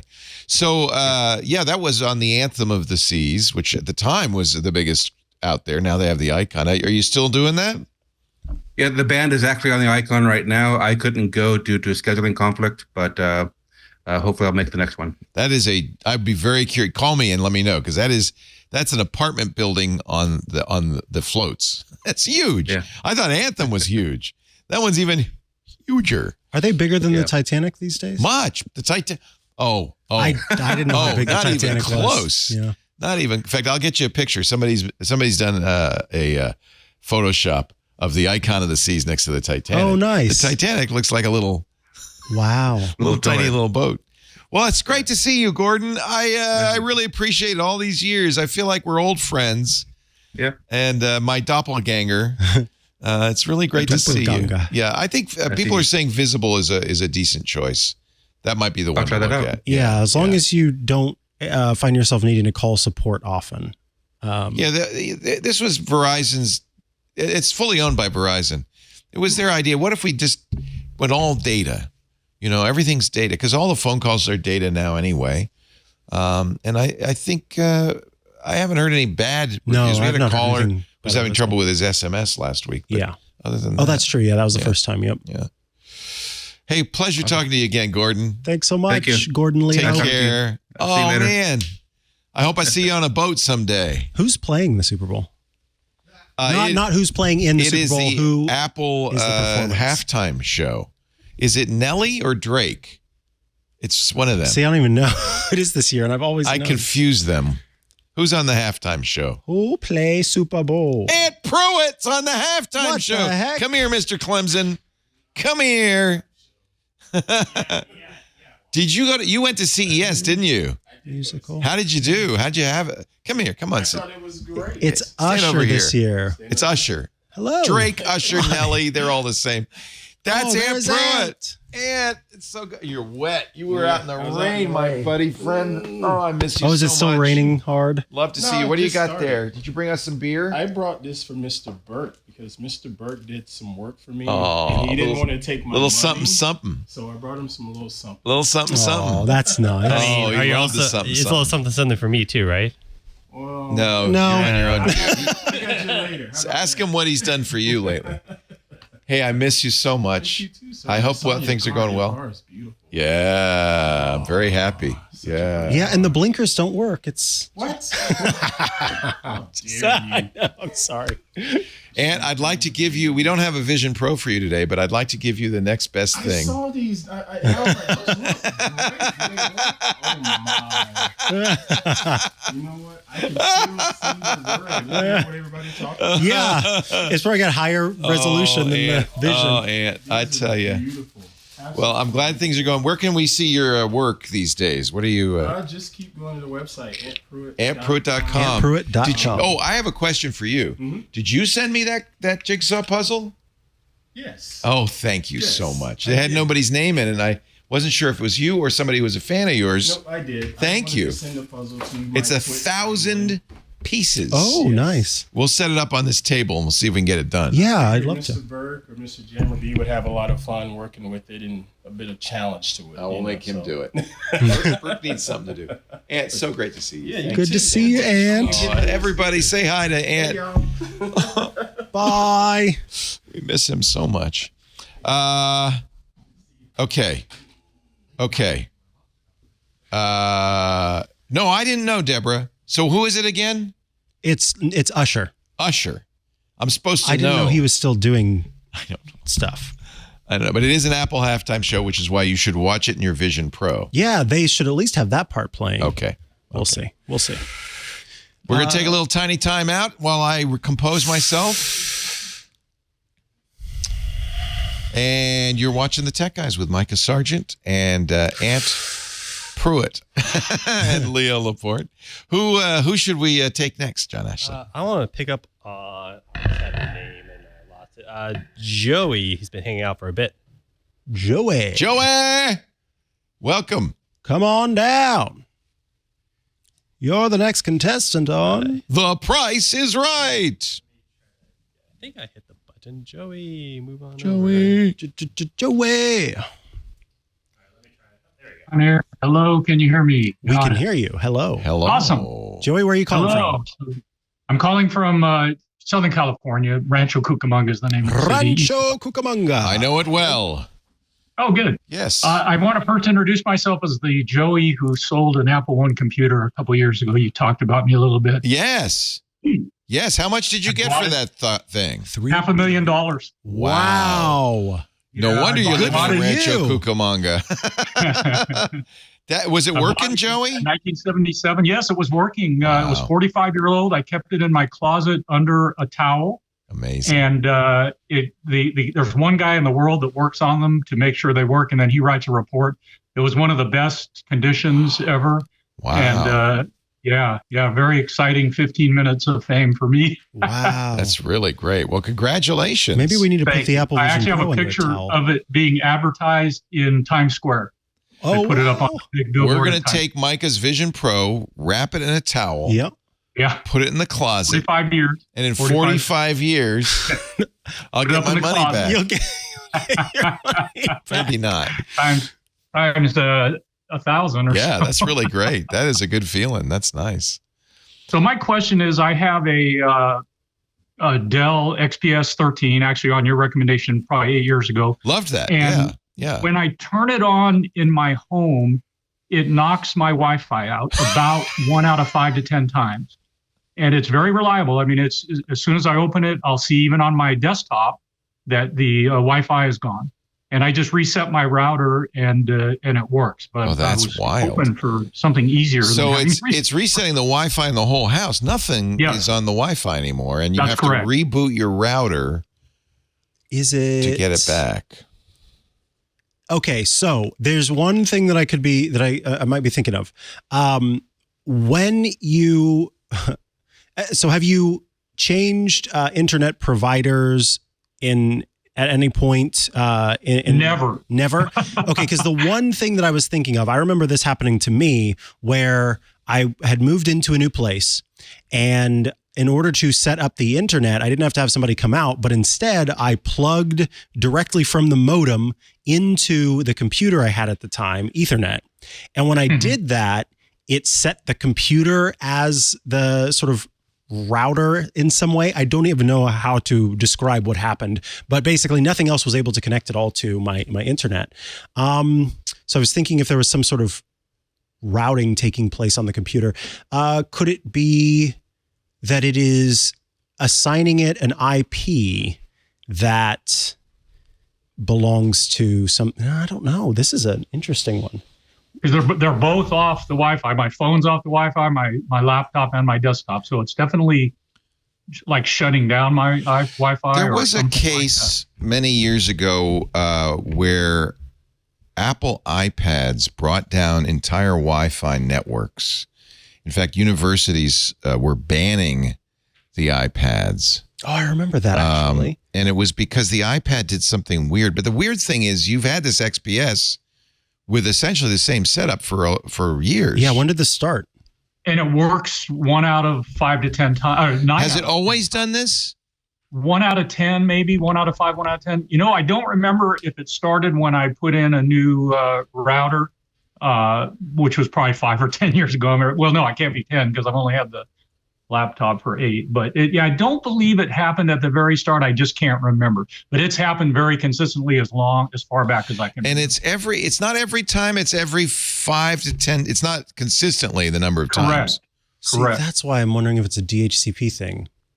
One of the things I try to do, but I just always forget, is to turn off the Wi-Fi. But when I shut it down, hoping that bringing it up and then connecting to Wi-Fi will work. I just always forget, you know. So the problem with the iPads was a very obscure setting in the way Apple was getting on the Wi-Fi. Apple fixed it with a firmware update, but the iPads would essentially assign take a slot from the Wi-Fi router and then not give it back.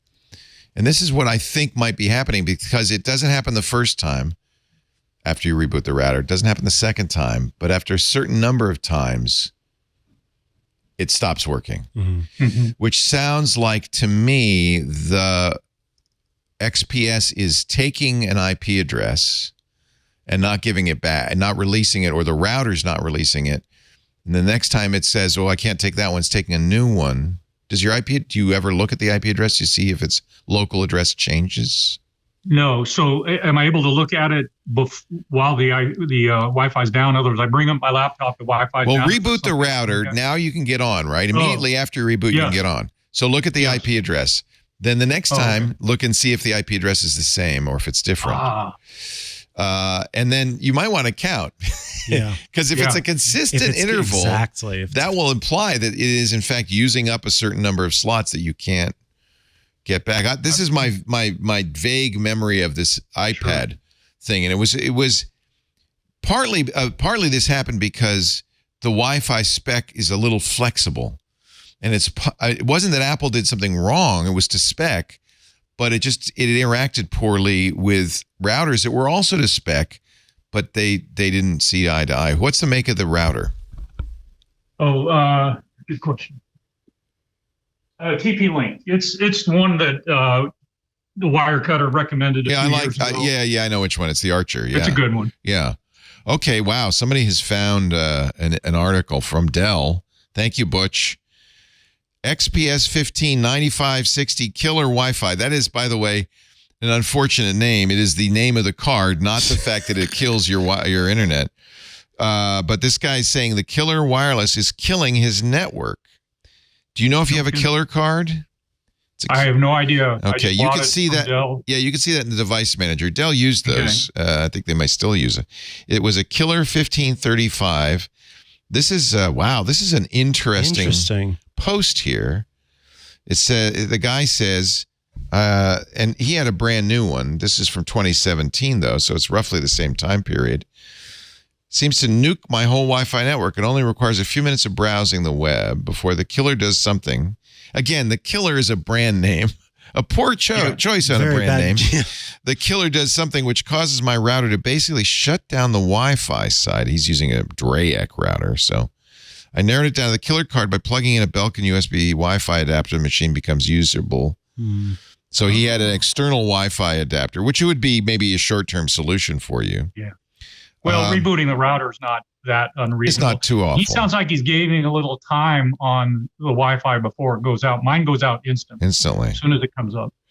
Make sure you have updated your Wi-Fi, your network drivers, your killer drivers. I love the name. On the laptop. Yeah.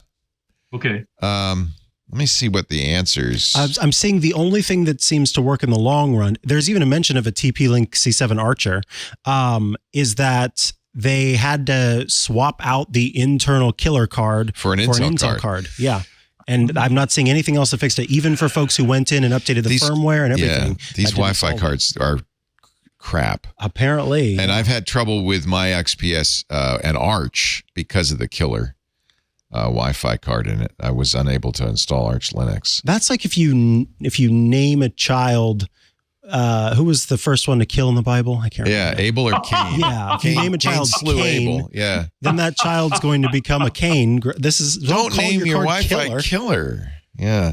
So I with think an 8-year-old laptop, yeah, one option I guess is to update the laptop. Would I have to make sure I'm not getting another killer card? Is Dell? I mean, I just bought it from Dell. I don't remember. Yeah, I don't know if Dell sells the Intels anymore. I think you have a choice between Intel and killer. But you could also really cheaply buy a USB Wi-Fi dongle. I think I have one. Okay. Yeah, you might plug just that in and use that instead and turn off the killer. Yeah. That's wild. That is so wild and unfortunate. Wow, I'm so impressed I stumped you guys. I wonder what the killer is doing. It almost sounds like from what there are a little few things in there. It almost sounds like what Apple's iPads had issues with, where it's sending too much, and it's hard to describe, obviously, but apparently it is kind of overpowering the network. Here's a guy who has a TP-Link Archer. He says, not only does it bring my network down, but my neighbor's network goes down. Maybe you should hold on to this. This is a great cybersecurity tool. You could sell this back to the hackers. That is, the killer Wi-Fi is not good. Oh, that's awful. But it shouldn't be doing this. I don't know what's going on. Try that USB Wi-Fi adapter. You can disable the killer. You should disable the killer and use the USB. Sure. If it doesn't come back, then I think you narrowed it down pretty well. Yeah. It's funny the things we get used to in tech, though, right? There are a few things that I have that maybe don't work exactly as I expect. And over time, I just go, oh, no, I just hit this button and I do this and then it's fine. You've been working with this for probably 5-8 years. And just finally, it comes back up again. You're like, actually, I want to solve this problem. In this Dell To thread. be honest, what made me call you was I was in a Zoom meeting and brought up my laptop and it knocked me off the Zoom. And I said, okay, that's not straw that broke the camel's That's back. terrible. There, yeah. In this Dell thread, we'll put the link in the show notes to the Dell thread. Thomas from Rivet Networks, the makers of killer Wi-Fi, says, unfortunately, your issue seems to lie with the router. Oh, if the wireless is stopping for the entire router, it sounds like the wireless driver in the router is crashing. Well, you could try an update for your router, but it seems to be happening to multiple routers. Yeah, multiple people and multiple routers. He says also try other channels, frequencies, or wireless mode settings. I think Rivet is just desperate to fix this. In fact, I think you can actually... here's a guy who said, I called Dell with a warranty issue. It's too late for you, I'm sorry to say, but he called Dell with a warranty issue, and they immediately replaced the killer with an Intel card. They know already. Yeah, I think that this is... I've heard of other problems with this killer card before. I bet you that's what's going on. Try that. You've got a solution in your drawer. Try that and see if it fixes it. Will do. Thanks so much. Really fun to talk to you guys. Nice to talk to you too. And I still like the XPS, but that was a case of Dell choosing a bad component, I think. And also, I apologize. I love the laptop. It's a great laptop. Yeah. I apologize to any Canes out there. And if your name is Abel, I'm sorry too. That's true. That's and awesome. I also want to apologize to Usher. By the way, I just realized this. Usher did a duet with Alicia Keys some years ago. I bet you Alicia Keys maybe shows she'll up be out there at the Super Bowl halftime. That would be lovely. Do you know he went by Ursher for a while? Huh? Did you know he went by Ursher for a while? That's not a joke. That's true. His real name's Usher, though. But he changed his stage name to Ursher for a while. He probably likes February as well, I would Probably guess. does. Yeah. Born in February, maybe. We're going to take a little break. When we come back, Johnny Jet, travel guru. He's back. We'll jet into our studios. You're watching Ask the Tech Guys with Leo and Micah. It is time once again to say hello to Johnny Jet, my travel pal. Let's see where Johnny is today.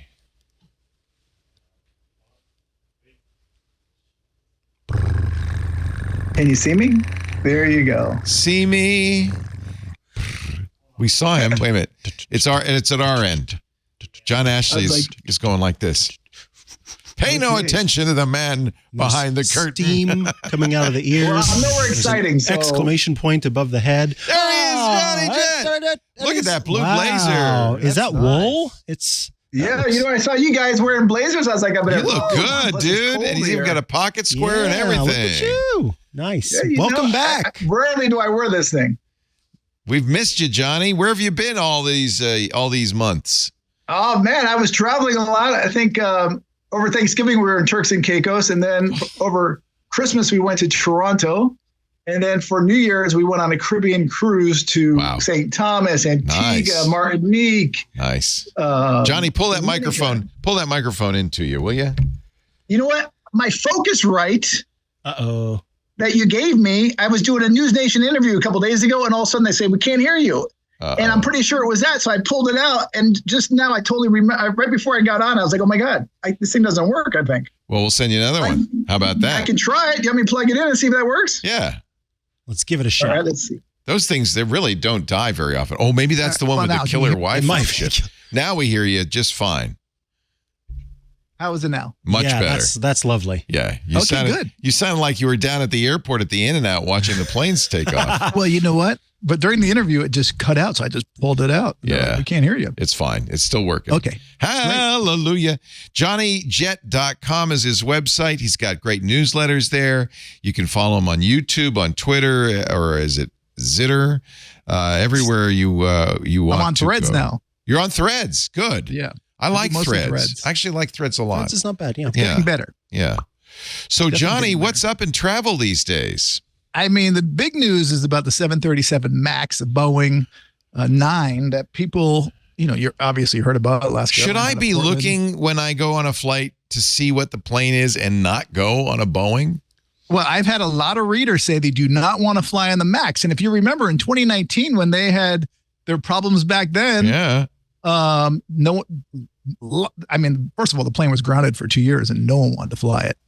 But all of a sudden, that sentiment's coming back. And Kayak in 2019 actually created a filter on their site to avoid Boeing planes. Wow. And they said last week or 2 weeks ago, that has now like times by 50 the use of it.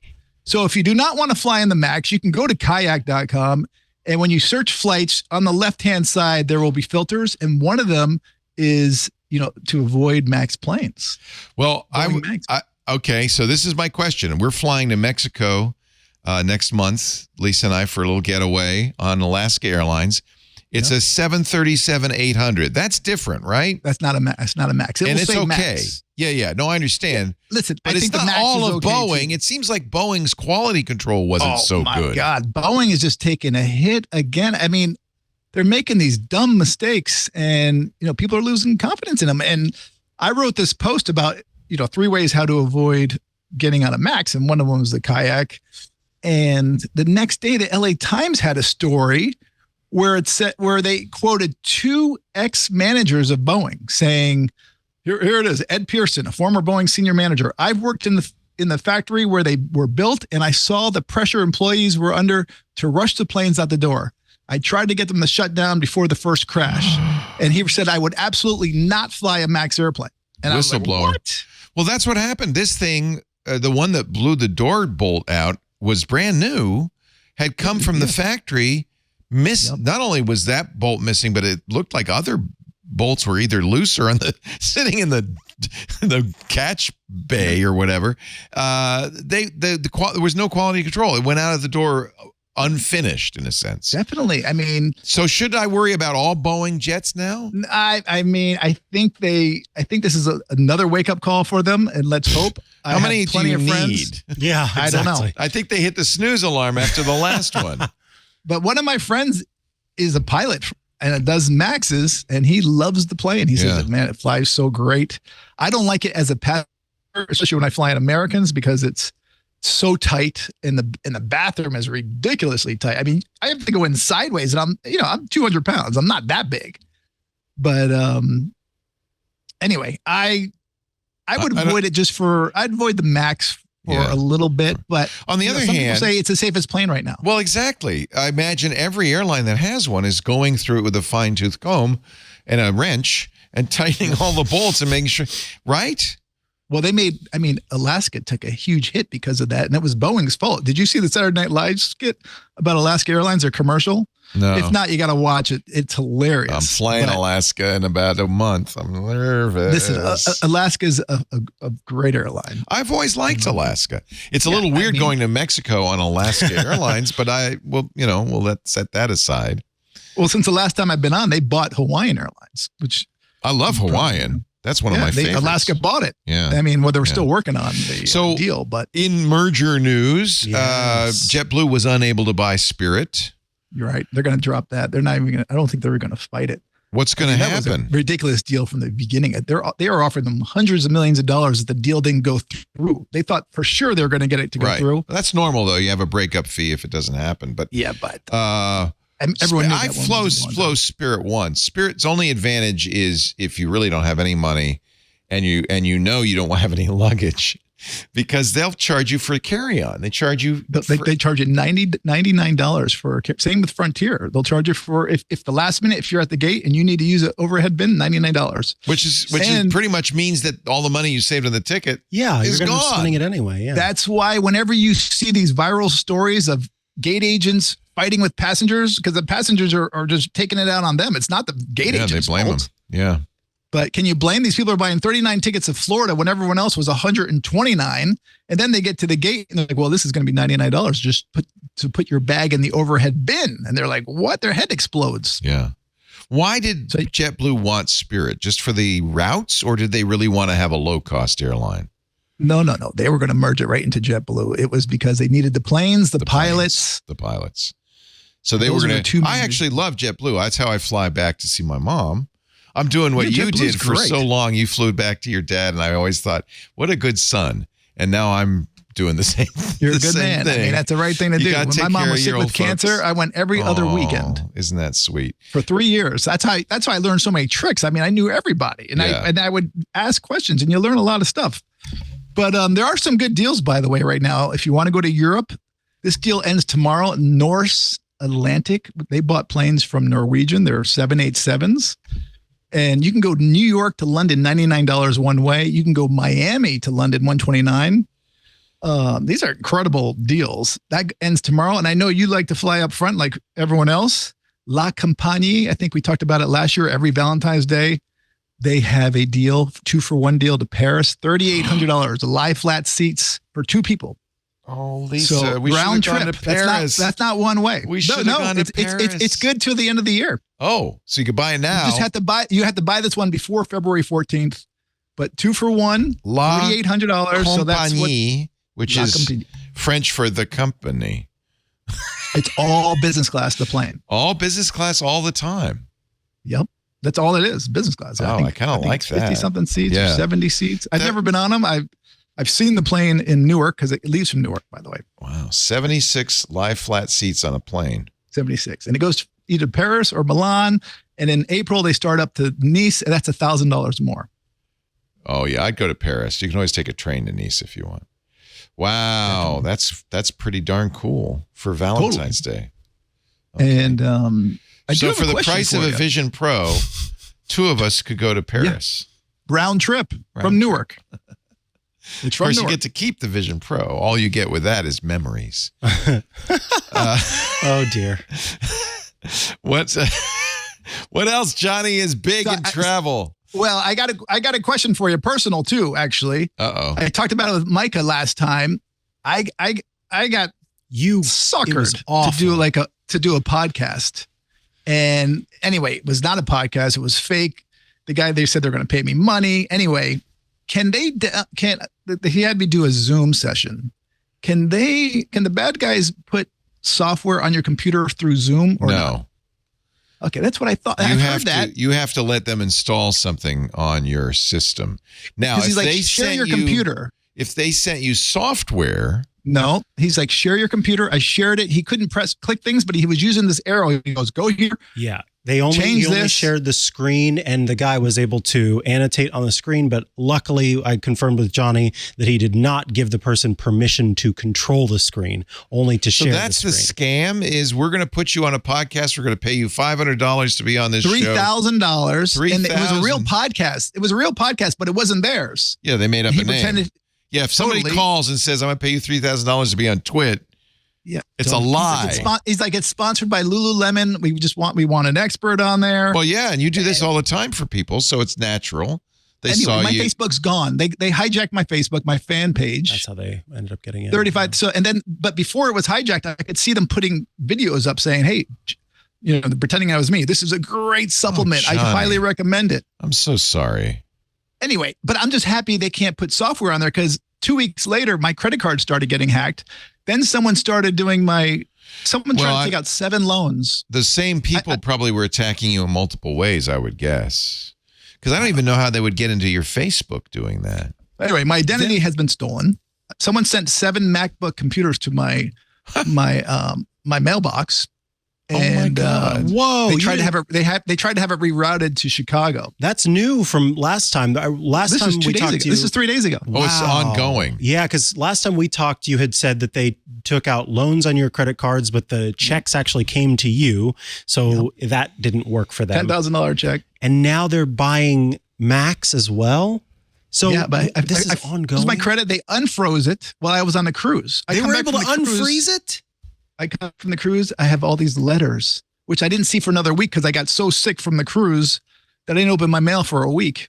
Oh, Johnny. Sorry, your loan was denied. And I was like, what are you talking about? I didn't apply for it. So you've put a freeze, I presume, and this is really important. I've now called all 3 agencies. Yeah. I was like, do not unfreeze my credit.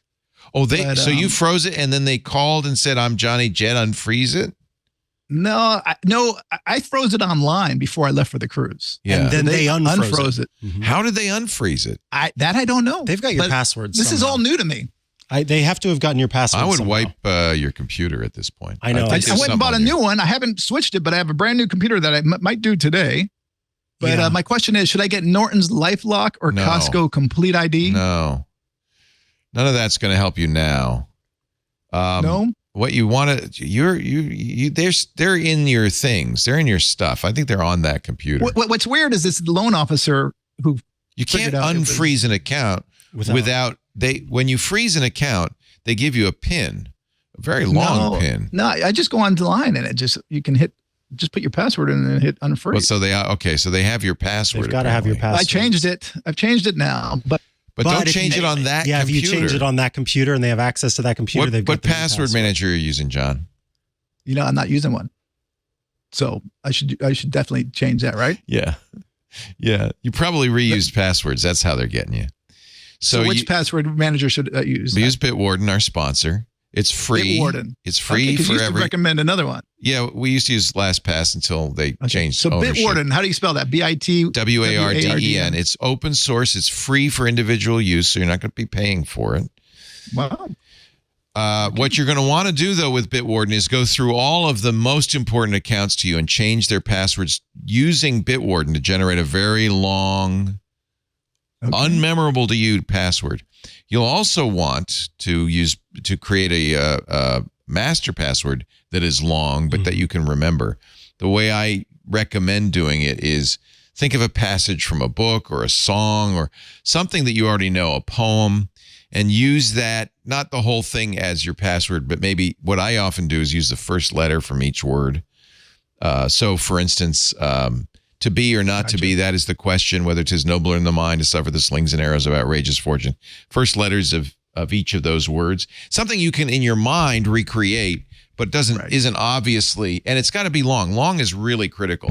In fact, what I would recommend doing, generate that long password, using something you've memorized or a song Song lyrics are a good choice. People often know song lyrics. And then add some numbers at the end or in the middle. I use my childhood phone number. So that's 7 digits that is burned into my brain. So I don't have to memorize it because I was a kid. And if I got, lost, I had to know my phone number. Yeah. So, or your childhood zip code or something, but you're padding. That's called padding. So you're taking a long password and you're padding it with an additional 7 digits. That is virtually impossible to brute force at that point. Get it to 30 characters if you can. That cannot be brute force. That's the one password you have to remember. Everything else should be generated in Bitwarden as long as they'll allow it, as long a password as they will allow. Sometimes the site will say, well, it can only be 16 characters. So you might have to shorten it. And you're going to want to go through everything that's important to you. Certainly your bank accounts, Amazon, emails, very important. Turn on two-factor everywhere you can. Get a good two-factor. Are you doing that now? Yeah, definitely. Yeah, I've been doing that. You can use Bitwarden to remember the two-factor if that's easier for you. Yeah. And critically, do all of this from the new machine you bought. Because we don't know if your machine is compromised. It's, again, it probably didn't happen in the Zoom call, but if somehow they gained access in some other way, it's just best for your, peace of mind to do this from that new machine that you bought. Okay, that's good to know. You've changed your Apple password and turned on two-factor for that as well, I'm sure. Yep, I did that new. That's really important. That two-factor, it's a little annoying. It says, well, before you can use this account, you have to see the pop-up and it says allow, and then what are the 6 digits on another Apple device. But that is really a good form of security. I suspect they are in your machine. Somehow. My phone or my laptop. Either that, or did you reuse the password for Equifax, Experian, and TransUnion? Have you reused passwords? I don't think so. Do you lose but your mother's maiden name and your birth date and your dog's name? No. I'm not that dumb. Okay. So, hey, it's not dumb. For many, many years, I used the same password everywhere. In fact, every once in a while, I'll log into it in Bitwarden and I'll say, you nitwit. Yeah. What are you doing? That password's been known in every breach known to man.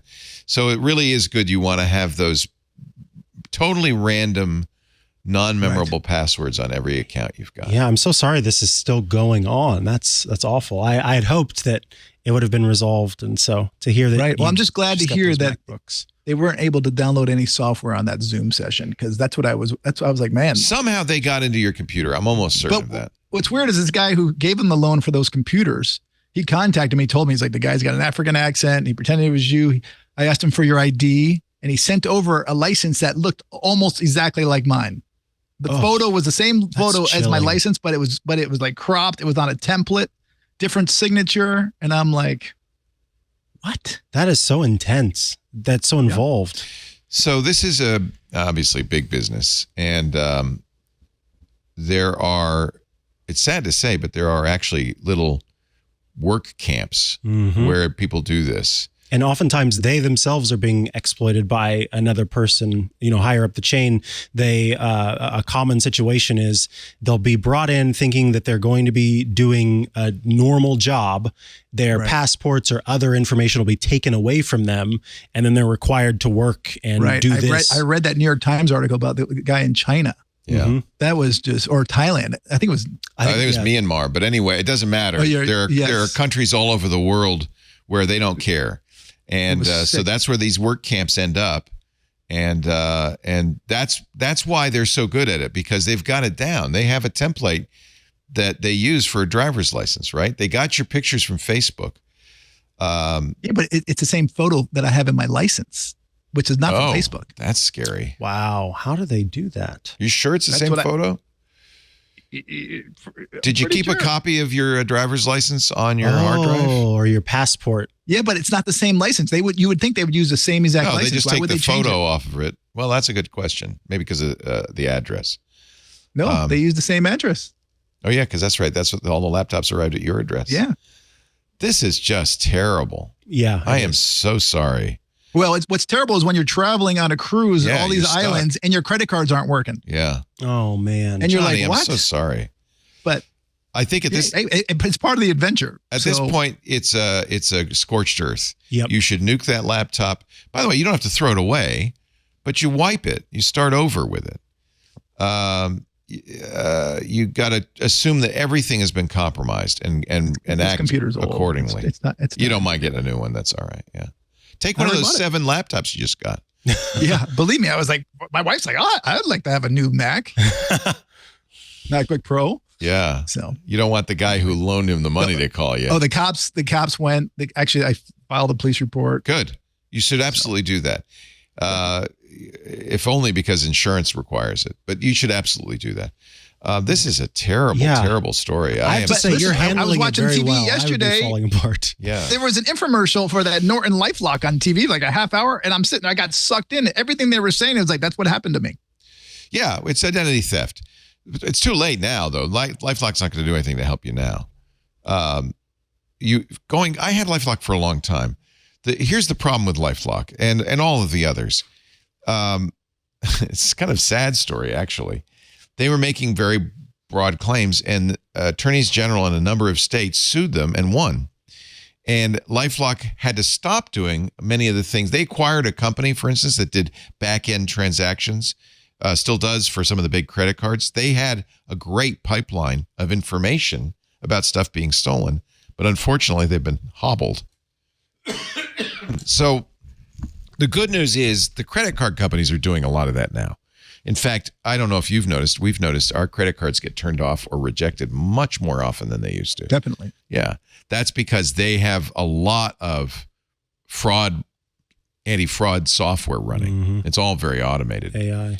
And because it's become such a problem, they're more aggressive than they've ever been, which means it's actually, unfortunately, it's very difficult sometimes to make an international purchase. There are a lot of things you can't do because the credit card won't work.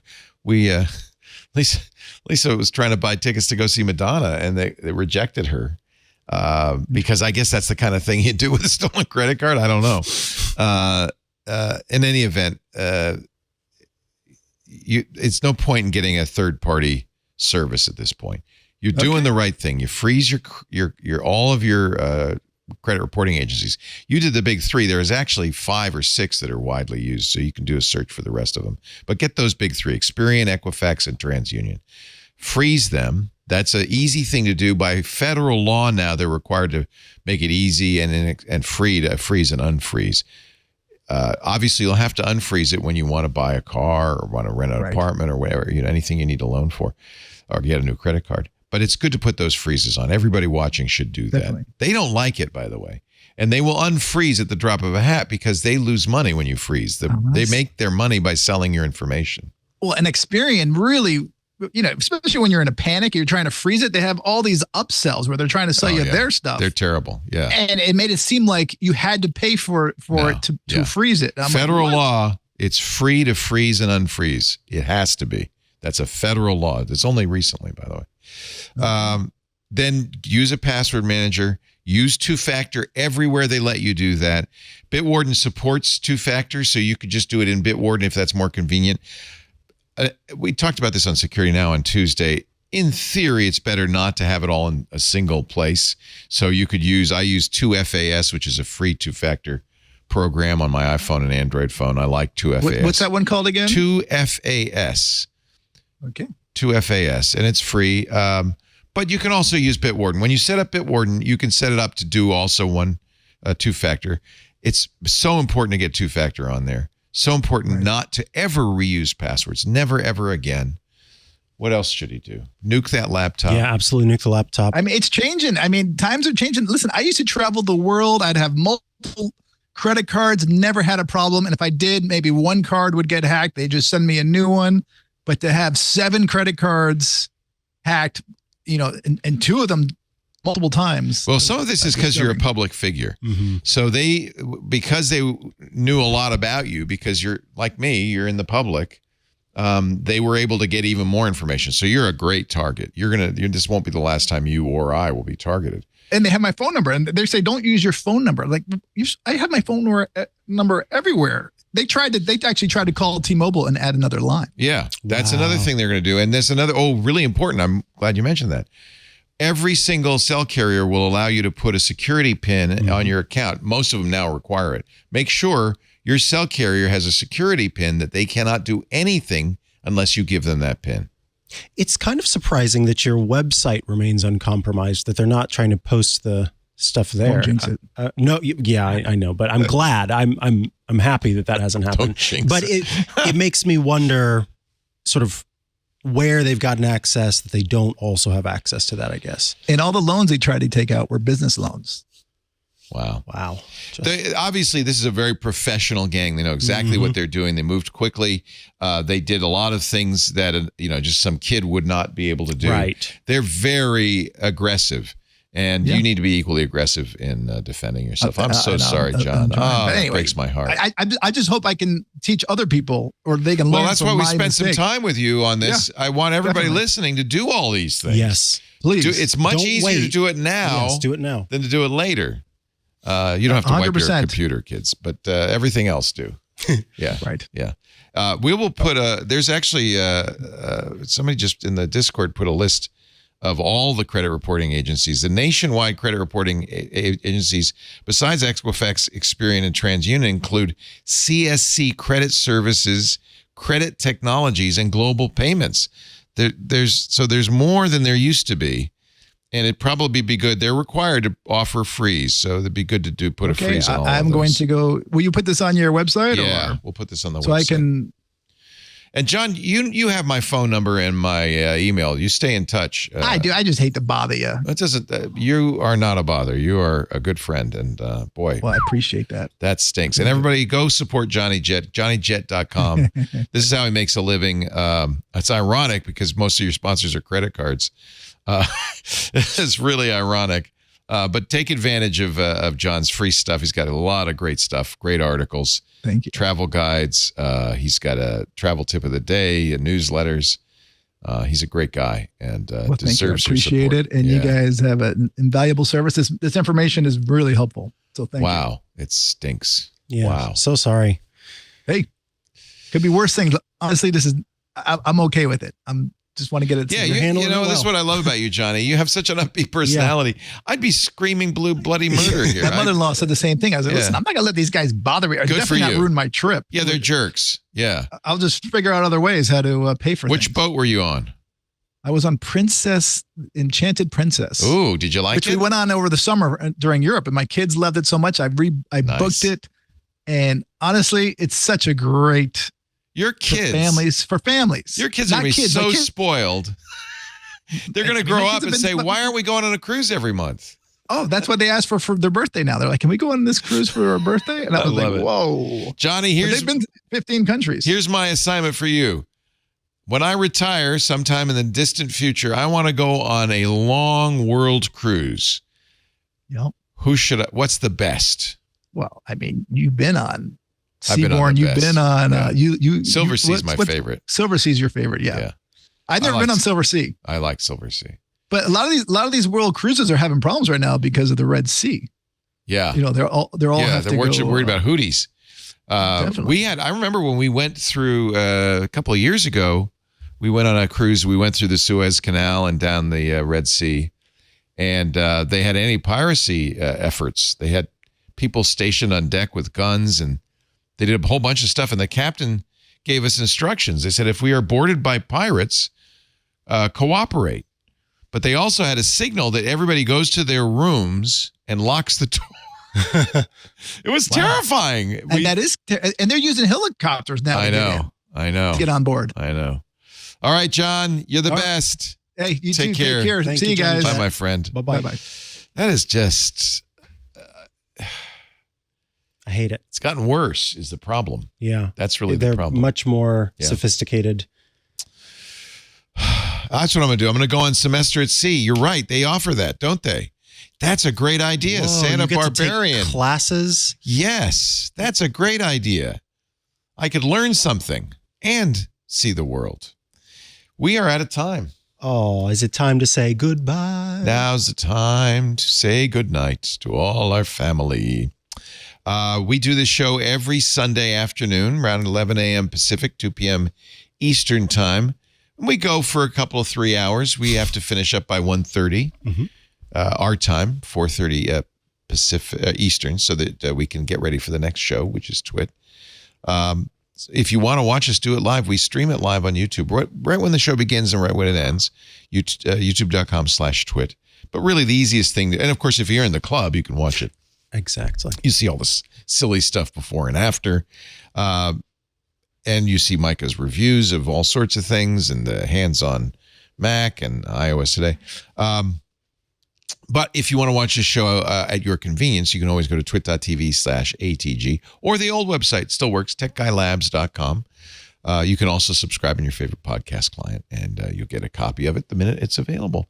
Mike will be back on Tech News Weekly on Thursdays. iOS Today, when do you record that? We record that every other Tuesday. So we'll be doing it this coming Tuesday. Club members can watch the recording. Exactly. Is that right? Yes. Yep. And of course, back here with Ask the Tech Guys. Thank you so much for joining us. Anything else you want to say? Yeah, I'll be on Twig coming up. Oh, good. And then also get in touch with us during the week at 888-724-2884. You can leave a voicemail and have your question answered. And one last call that if you've got Apple Vision Pro questions, get those to us either via the Discord, or you can email me directly, Mikah@twit.tv, or post at us on one of the social media sites. Post at us. Thank you. Thanks, everybody. Everybody, we appreciate your support, and we will see you next time on Ask the Tech Guys. Bye-bye. Bye-bye. Hey, I'm Rod Pyle, editor-in-chief of AdAster Magazine, and each week I join with my co-host to bring you This Week in Space, the latest and greatest news from the final frontier. We talk to NASA chiefs, space scientists, engineers, educators, and artists, and sometimes we just shoot the breeze over what's hot and what's not in space, books, and TV. And we do it all for you, our fellow true believers. So whether you're an armchair adventurer or waiting for your turn to grab a slot in Elon's Mars rocket, join us on This Week in Space and be part of the greatest adventure of all time.